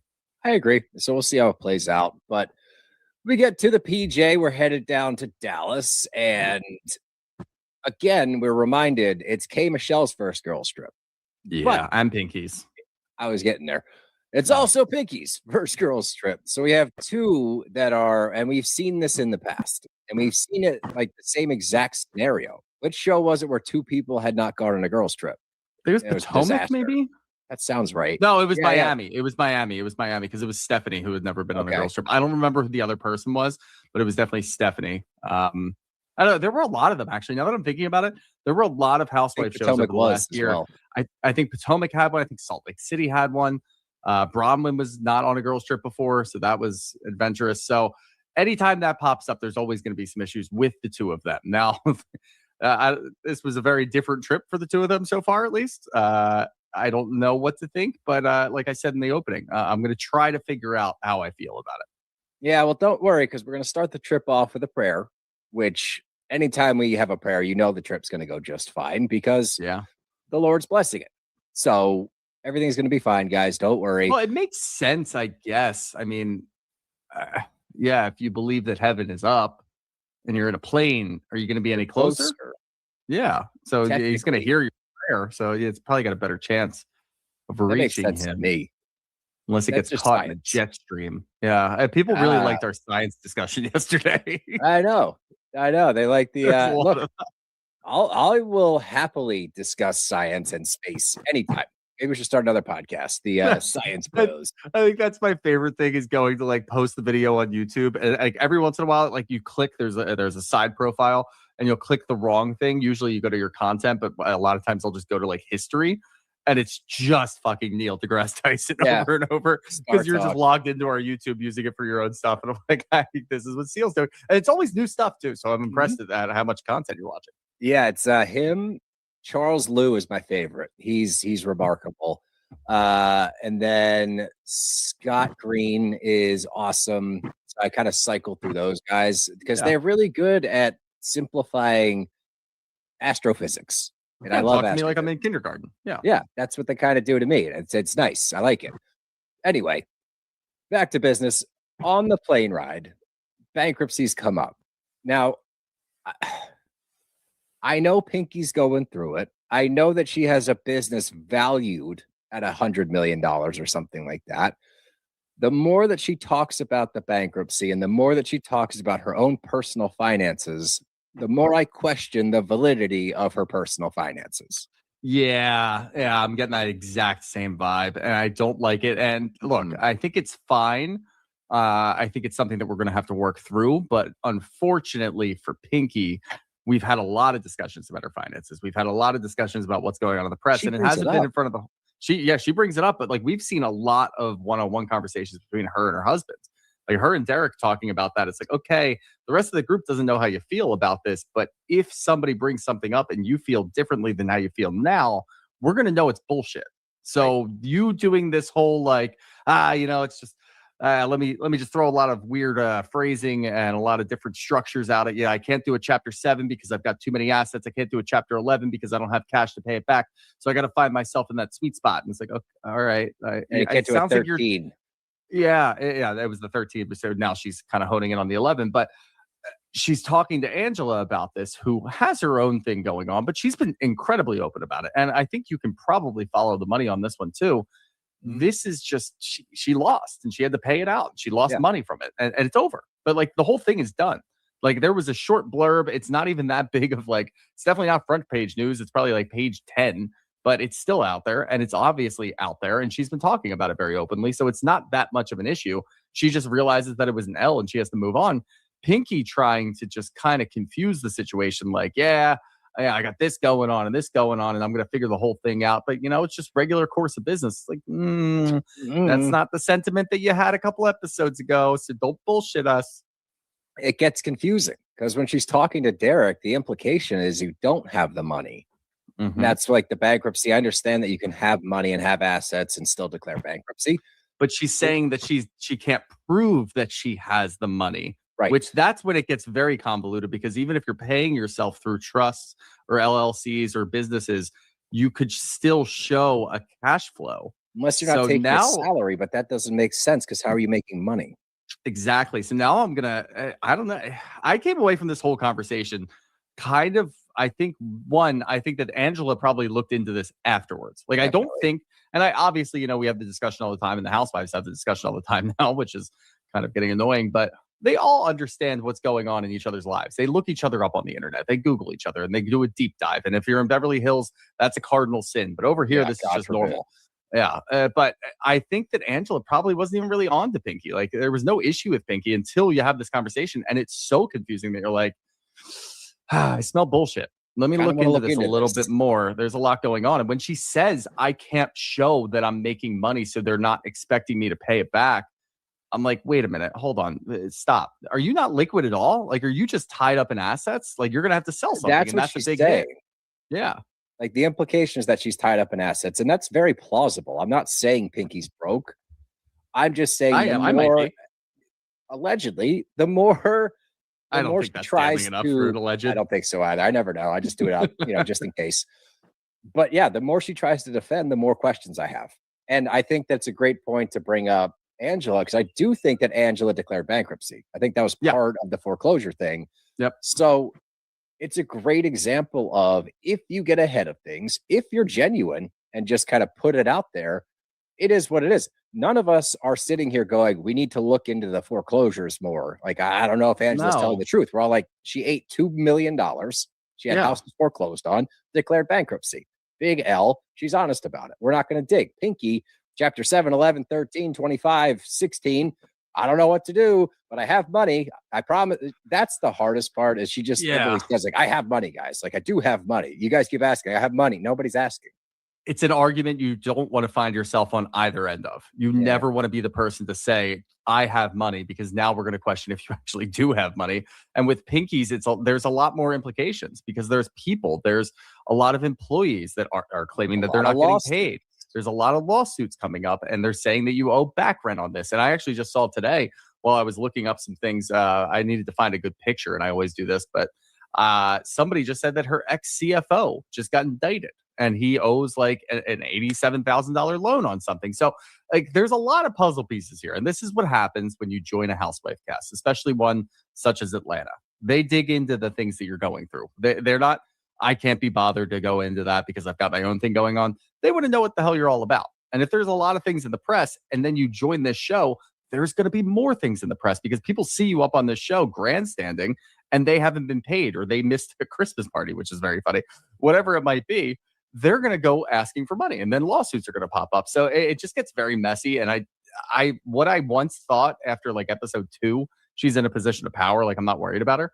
Now I'm like, shit, you might be broke. Yeah, that's what it's giving. That's kind of what it's giving. I mean, we'll see. I'm sure we'll get more information as the season goes, but this one's interesting because of what's currently going on. We talked about this last week, the week before. Yeah. You can keep up with all this stuff in real time. Like, she is nowhere near through the woods yet, and more stuff keeps popping up. Now you've got, like you said, in this episode, employees are talking. Recently, employees have also raised concerns about non-payment, and it keeps on going. So I have way more questions than answers, and the more she brings it up, the more I question it. Yeah, definitely. Now, this Shamia confessional, I actually thought was kind of funny, just because everyone is so normally talking about bankruptcy. Like, it's not that. She's like, wait, whoa. Like, what the fuck's going on? Like, Angela's talking about it. Now Pinky's talking about it. I think Kelly's talking about it. Are we all going bankrupt? Like, what the fuck's going on with this group? It is really funny. And she's just worried about like whether or not Chick-fil-A is still serving breakfast. I thought that was a little funny line. But I also think it's very funny when you look at bankruptcy as a whole. Like, the stigma of bankruptcy 20 years ago was like a death sentence. Like, oh my God, you declare bankruptcy. And now you've got like Michael Scott in The Office declaring bankruptcy. But honestly, like, I know people who have declared bankruptcy just to get out of their student loans. Like, it's not that big of a deal anymore. You just do it when you don't feel like paying something back, essentially. Yeah, I know. It does indicate that you might not be great at business, especially, let's say, you know, bankrupted 7 companies or something like that. That would imply that you don't know what you're doing. But that's just a hypothetical. I could be talking about anybody. I could be talking about anybody. Okay. K. Michelle doesn't have a prenup with her man. And I like the explanation. He doesn't really want anything. I try to give him money, doesn't take it. He's also a dentist. He does pretty well for himself. He doesn't need my money. He doesn't want to be in the spotlight. Doesn't have social media. This guy is one of the greenest flags that we've had as a house husband. I know this is the kiss of death. I know that next episode he's going to do something terrible. I'm going to have to eat my words and apologize for ever taking his side. But for now, in this little time frame that we're in, he is a walking green flag. So I love that. Yeah. Yeah, I mean, it's just incredibly funny juxtaposed to the fact that K. Michelle says, well, I think every man cheats. So it's a lot harder to figure out if he's cheating on me when he doesn't have social media. I just kind of have to trust him or maybe catch him in the act or whatever it might be. And don't worry, because K. Michelle live tweets every episode. So if you ever want to know how she feels about anything, she's going to be live tweeting and she's going to be calling people bitches. And she's going to be calling people sluts or whatever it might be. It's just bimbos. Like, it doesn't matter. So if you ever need a temperature check or you see a scene where K. Michelle, you know, is kind of popping off or doesn't feel the right way or somebody else is talking about her, just go to her Twitter. She'll let you know how she feels. Yep. It's pretty great, actually. And it's a lot. Like, she chimes in frequently. So if you want, it's kind of fun because you can watch along with K. Michelle if you so choose. Yeah. Now we get to Dallas, and Cynthia lays out the itinerary, and it sounds far too peaceful. Something's going to go wrong, without a doubt. This is what I'm talking about, okay? I like Drew. Again, here we are. Oh, Black and I are just friends. Why do we care? Do you care? Do people are listening? Do you care? I don't care that you guys are dating or not, or friends or not. Like, why is this every episode we have to check the temperature of Black and Drew?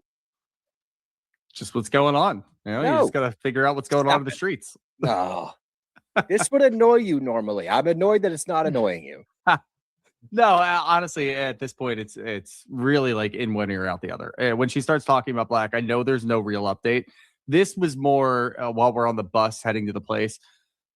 I think it was a means to an end to get to the point. Like, I think she had definitely heard from somebody else that K. Michelle was saying that Black was in her DMs, and then she took it kind of weird when she got on the FaceTime with him when they went over to Porsche's, saying like, "Oh, hey, Black, I know," which she didn't say, but it was very familiar. So I think it was more like, let me kind of stoke it and stoke the fire and see what K. Michelle says. But like, there's nothing really there. I honestly think that it's harmless. And again, you can do the whole song and dance and be like, well, you guys are just friends. Who cares if he's sliding into her DMs? Now, obviously, K. Michelle is married, so it's a lot different. But that's like, it's inconsequential. It's not that big of a deal. I think it's just Drew is going to make it somewhat of a big deal, and that's why she talks about it. Otherwise, there's nothing really there. I'm curious about where it's going to go, though, because I do know they're friends. Don't worry. They've let us know. But I do think that she's going to be pissed if she finds out he slid into the DMs. That's where I'm curious, because it'll also paint a light on, are you friends or are you more than that? Because she's going to have a reaction to it. I thought it was a weird way to present it, where she was like, you guys are friends. And no. And then we get to the interaction at the dinner with the FaceTime and all that. And like you said, it wasn't, hey, I know you. It was, hey, nice to see you, which implies that you know the person at least a little bit.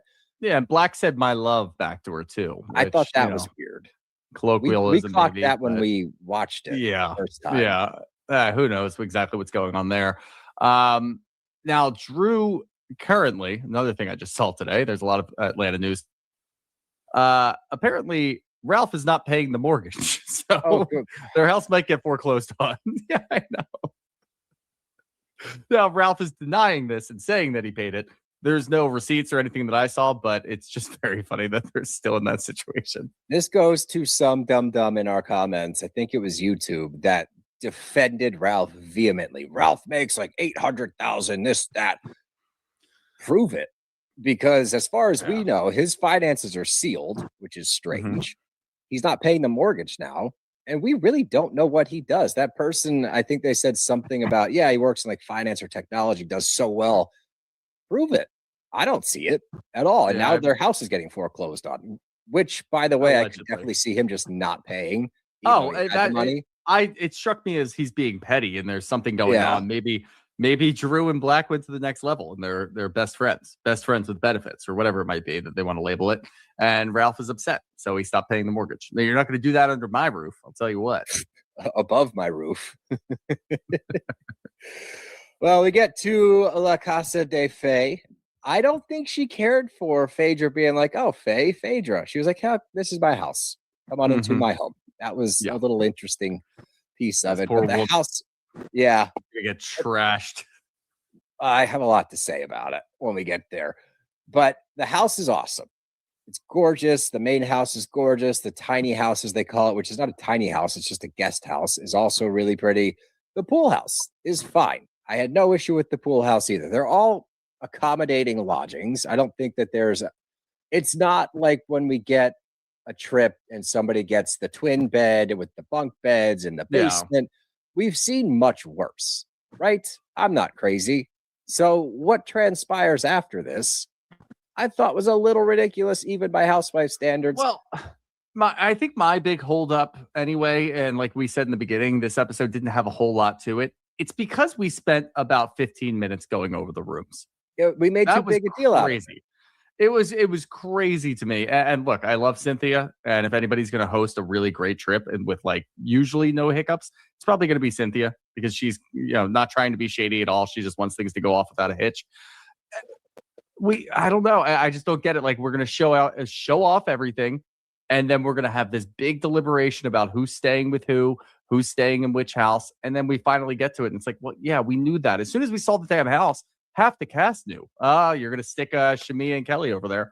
Of course, that's what's going to happen. So why did we spend so much time doing this? I think it was just filler, which, I'm going to complain just because I want more action. But what are you going to do?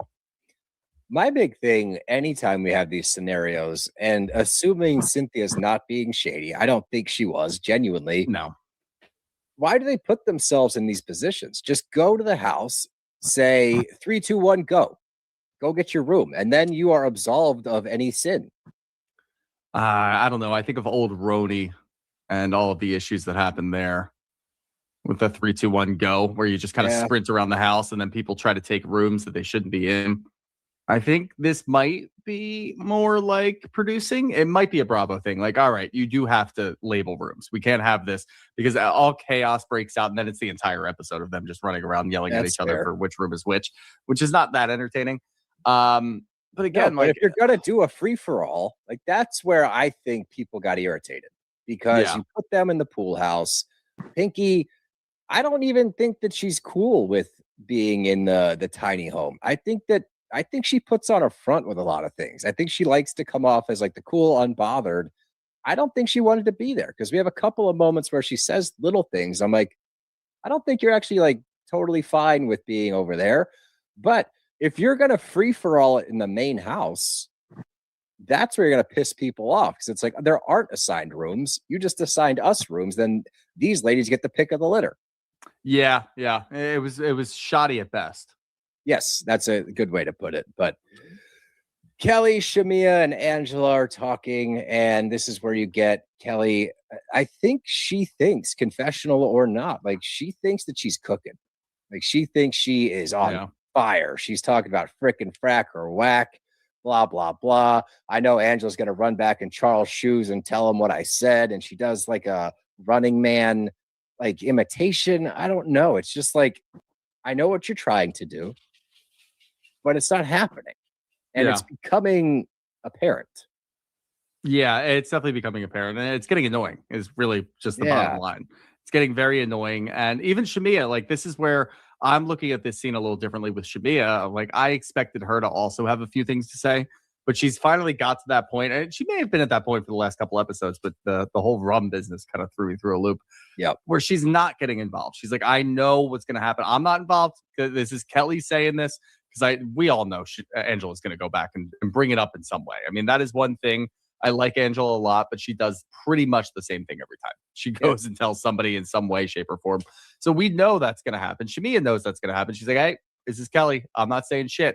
Now, later, when when Angela brings it to the group, she does say both of them are talking shit and saying freaking frat, which, whatever, that's going to happen.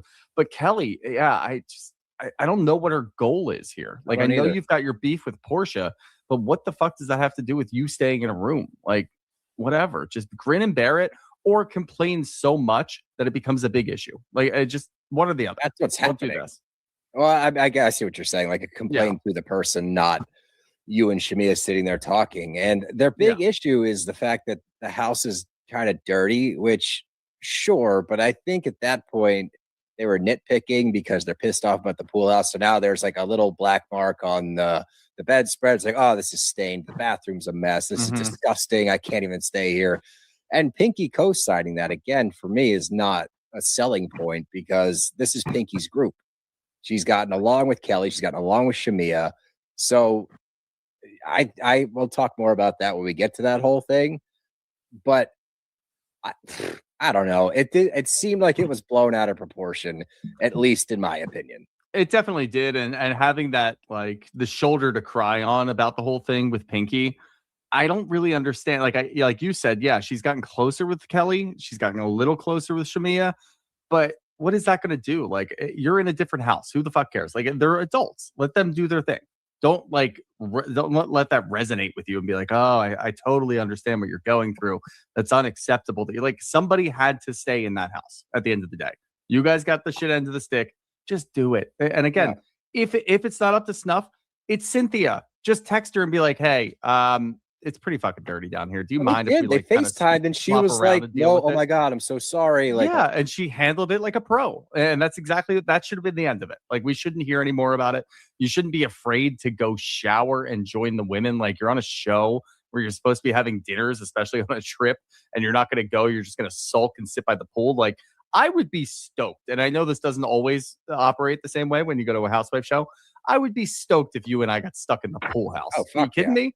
We're right next to the pool. It's fucking 98 degrees down here in Dallas in the middle of summer. Let's go. I'm completely fine. I'm away from the rest of the group. I get to sleep in and not worry about some asshole busting down my door at like 3:00 in the morning. Great.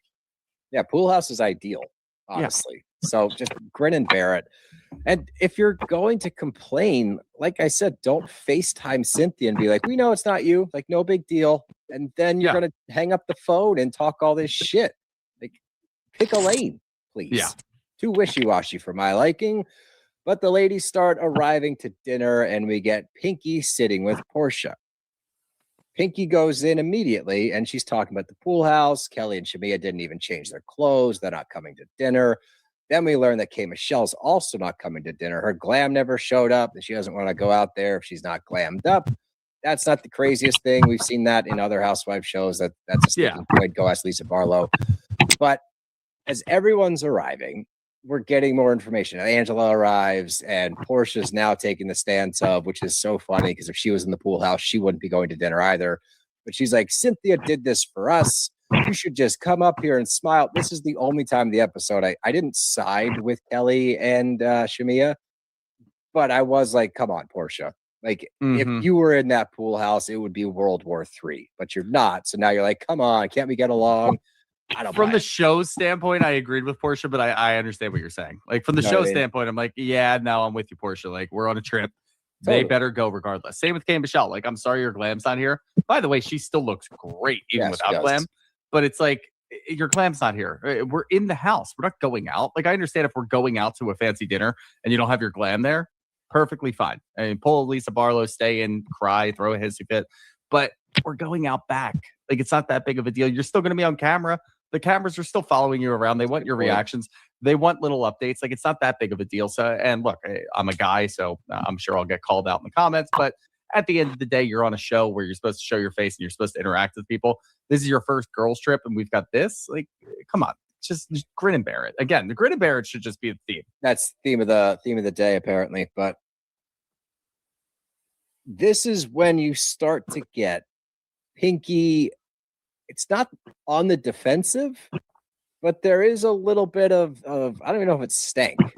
Intention, you want to say? There's a little intention behind what she's saying because she's taking the stance of, look, anybody would feel the same way. The house was dirty. I know you didn't mean it, but it was dirty. And you can tell she kind of has an agenda here. I don't even know if she knows what that agenda is necessarily. Right. But the way that she's presenting this information to the group, and you can look at it one of two ways. One, you're at the table in the main house, it's dinner, maybe not the time, or she's sticking up for her friends.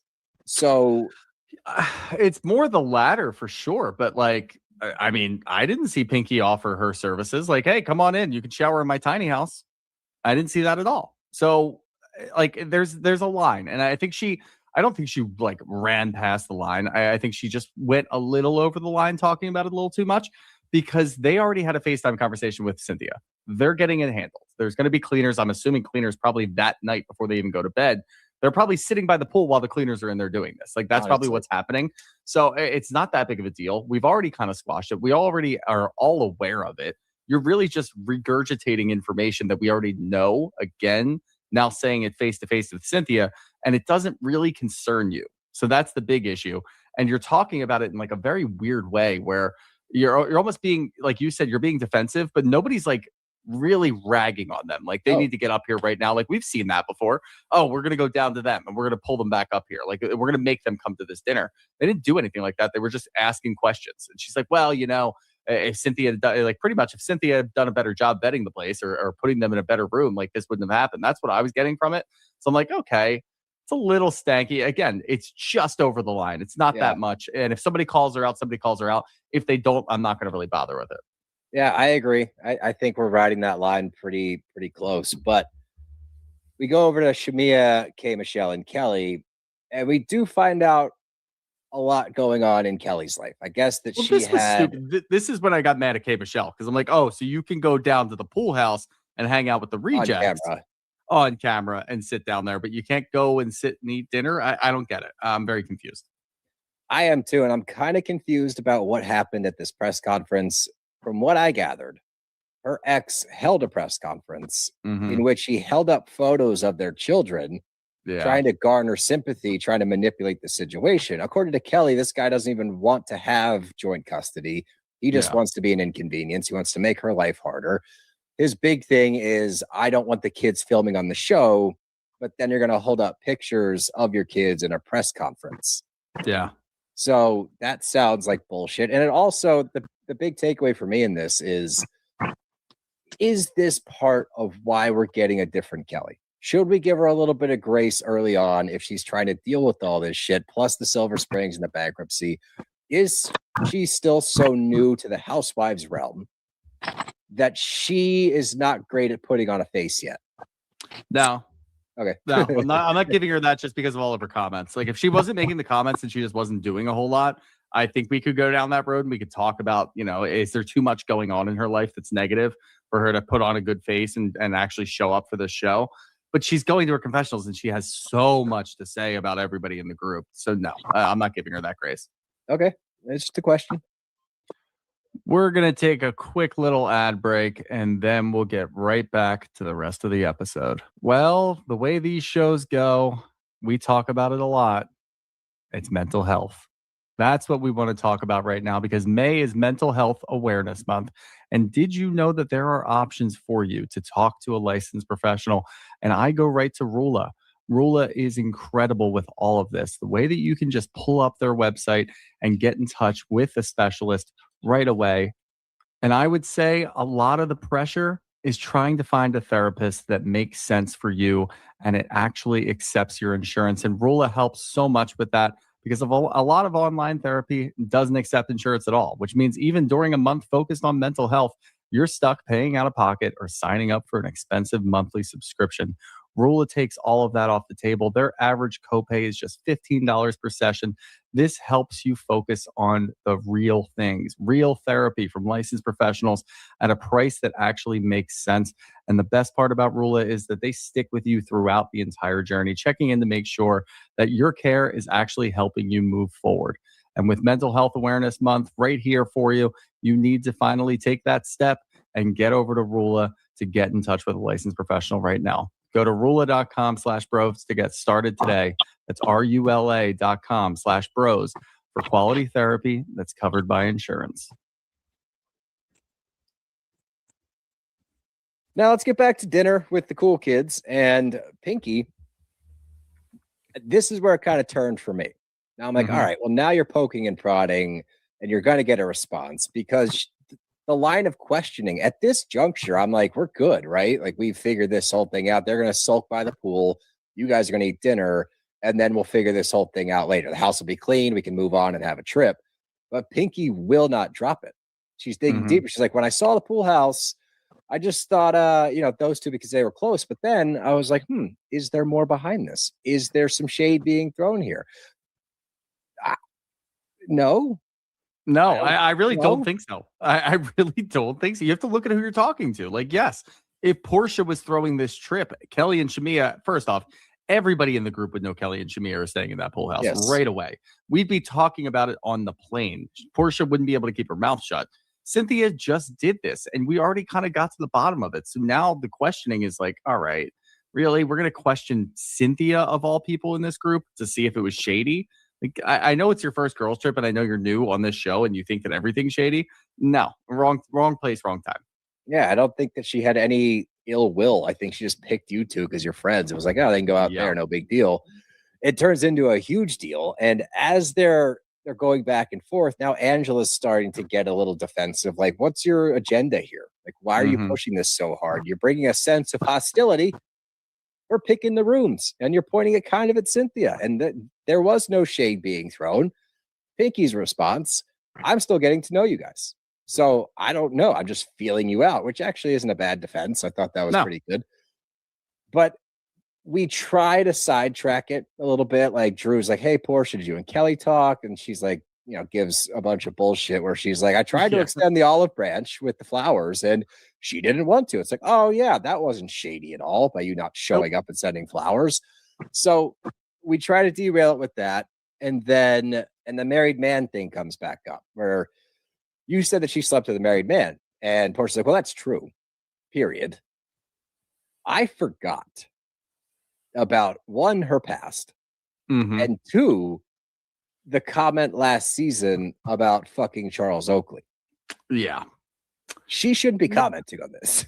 She shouldn't be, but like, that's Portia. Like, that's exactly what she does. She's very hypocritical. She's gone into a new realm of hypocrisy that now it's just almost the norm. So we don't even really question the things that she's done in her past. We just take it for what it is when she talks about things. And we have to just see how it ends up. Now, obviously, we're going to get a conversation between Kelly and Portia before the end of the season. I don't think that's going to go super well, but I think it'll actually get them back to some weird even grounds, because that's just typically how the Portia conversations go.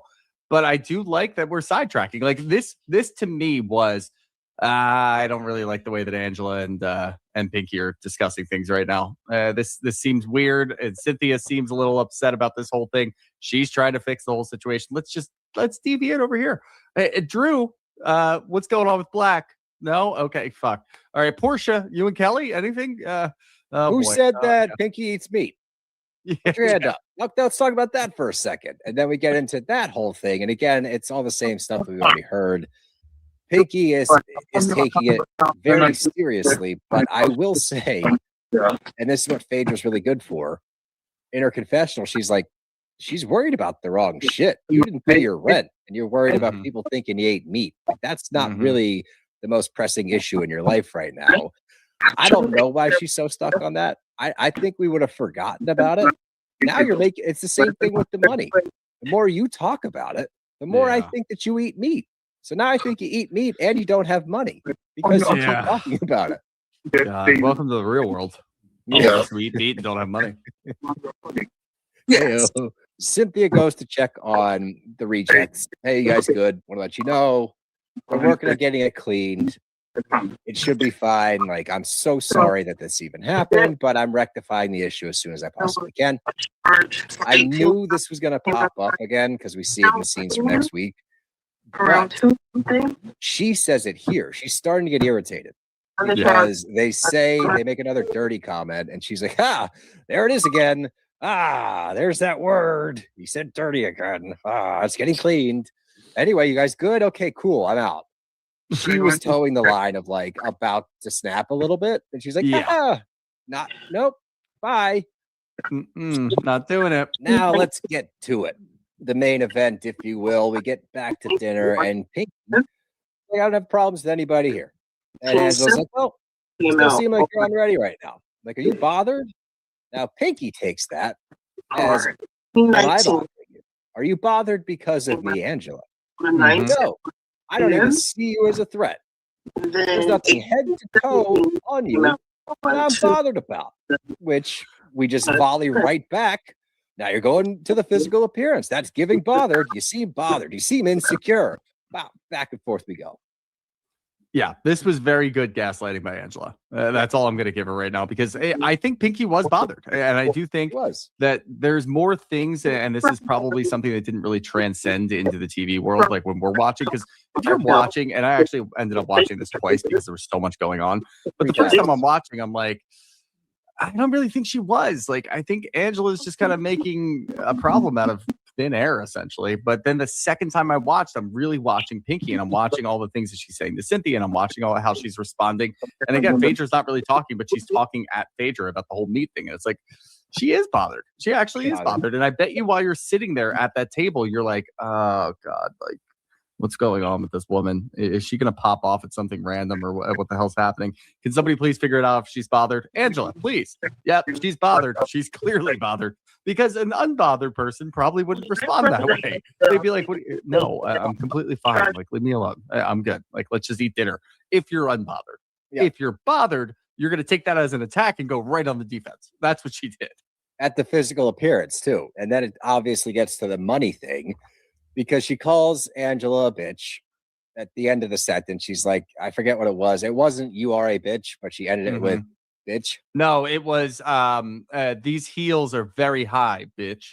Yeah, there you go. Yeah. And Angela responds with bitch ? Pinky, I'm a bad bitch. Angela, a bad bitch who can't pay her bills. I was like, ooh, damn. Yes. I can touch 10 people that you owe money to. I got $1 million business. Yeah. $1 million bills. Ooh. In my mind, Angela's winning. In my mind, she won this whole thing. Crushing it. Yeah. Yes. I mean, she had different variations of how many people the Pinky owes money. She's like, I could throw a rock across the street and hit somebody that you owe money. I'm like, damn. It's like, how much more of this do you have? Like, you just keep going. Her bag is deep. I love it. And there was somebody to Watch What Happens Live. I forget his name, but he was talking about it. He said that Pinky won, that she ate Angela alive. I was like, what were you watching? Because every single thing that Pinky tries to come at her with, she's got a rebuttal. Mind you, I thought Pinky held her own fine. She did. Yeah. Yeah. She was able to retort and everything. It just didn't land. That she was on the defensive, and you could tell Angela had the upper hand. She wasn't getting loud. She had a shit-eating grin on her face the whole time, just kind of smirking and poking a little bit more.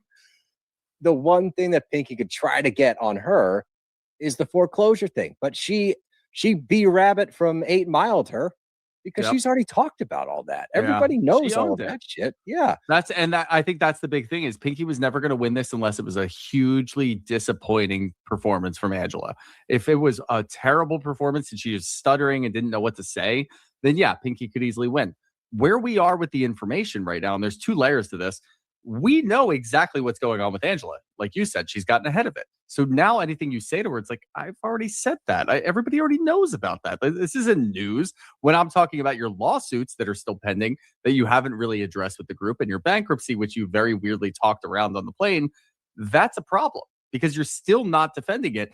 And again, when you go into that second layer, Angela's bringing up all pertinent information and she's using it in an insulting way to try to get at Pinky.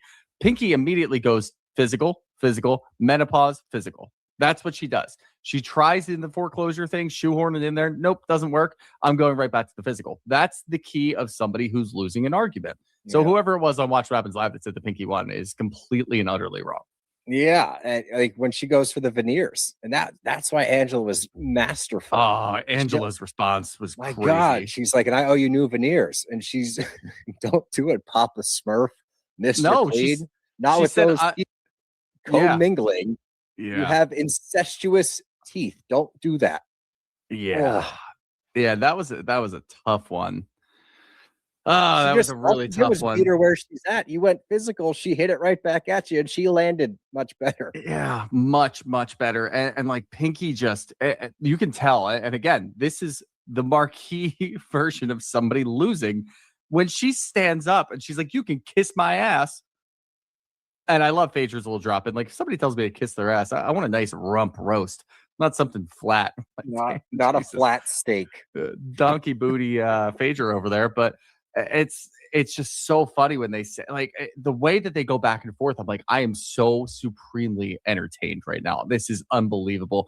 Pinky gets up and it's over. She's done. She won. Angela won. Pinky's walking away. This is going to be a nightmare. People are going to go after Pinky. And nope. Oh, were you getting up to leave? I'm not getting up to leave. What are you talking about? I'm sitting right back down. She gave her let me tell you something. I was like, oh, shit. Here we go. John Barenthal. Yeah, Drew clocks it. She's like, once you stand up, I don't know what you're trying to do, but you're not doing it. You can't put it in reverse. No, but the best part about this, because then we get to like the husbands, your husband doesn't even like you. And it's like, yeah, well, let's talk about the live-in wife in your basement. Mm-hmm. Yeah. What? Yeah. What's going on there? Yeah. I don't know. What's that about? I don't know. But here we go again with a Kelly confessional we don't need. You should probably be quiet. I bet that you also have a live-in wife in your basement. Yeah. What? I don't know. You can't just like throw that back. That doesn't make any sense. No. You're trying to say that Charles doesn't like her. We know. But that you just regurgitated. Like, that's not good. We gotta be better than that. Yeah, I just looked it up too, just to try to see what the fuck's going on. Pinky wrote a novel called Wife in the Basement. Oh, that's why. I don't know why she would do that. Oh, what's it about? No idea. But I guess a day ago, Pinky released something on Instagram discussing what Wife in the Basement is, the novel that she wrote. But I guess the chatter is more that, Carlos King had on his podcast, he mentioned that there's rumors of a woman living in Pinky's basement. Allegedly, he's heard things, but he didn't confirm. So maybe she wrote that novel about some real life things going on there. Uh-oh. Well, that's interesting. That's very interesting. Yeah.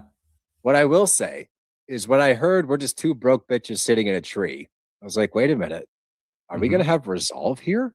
Yep. Wouldn't you know it? I don't want to argue with you. I love you. Mm-hmm. Great. And the best part is we then reel it back in to where we started. And she's like, look, just to go back, like, it's just your tone. I'm not saying you're bothered by me, but your tone sounded a little bothered. Like, we get to the root of what we wanted to talk about. Nobody's bothered by the whole thing. Now we look at K. Michelle, who's grumpy and won't sit down because she didn't get glam and she leaves.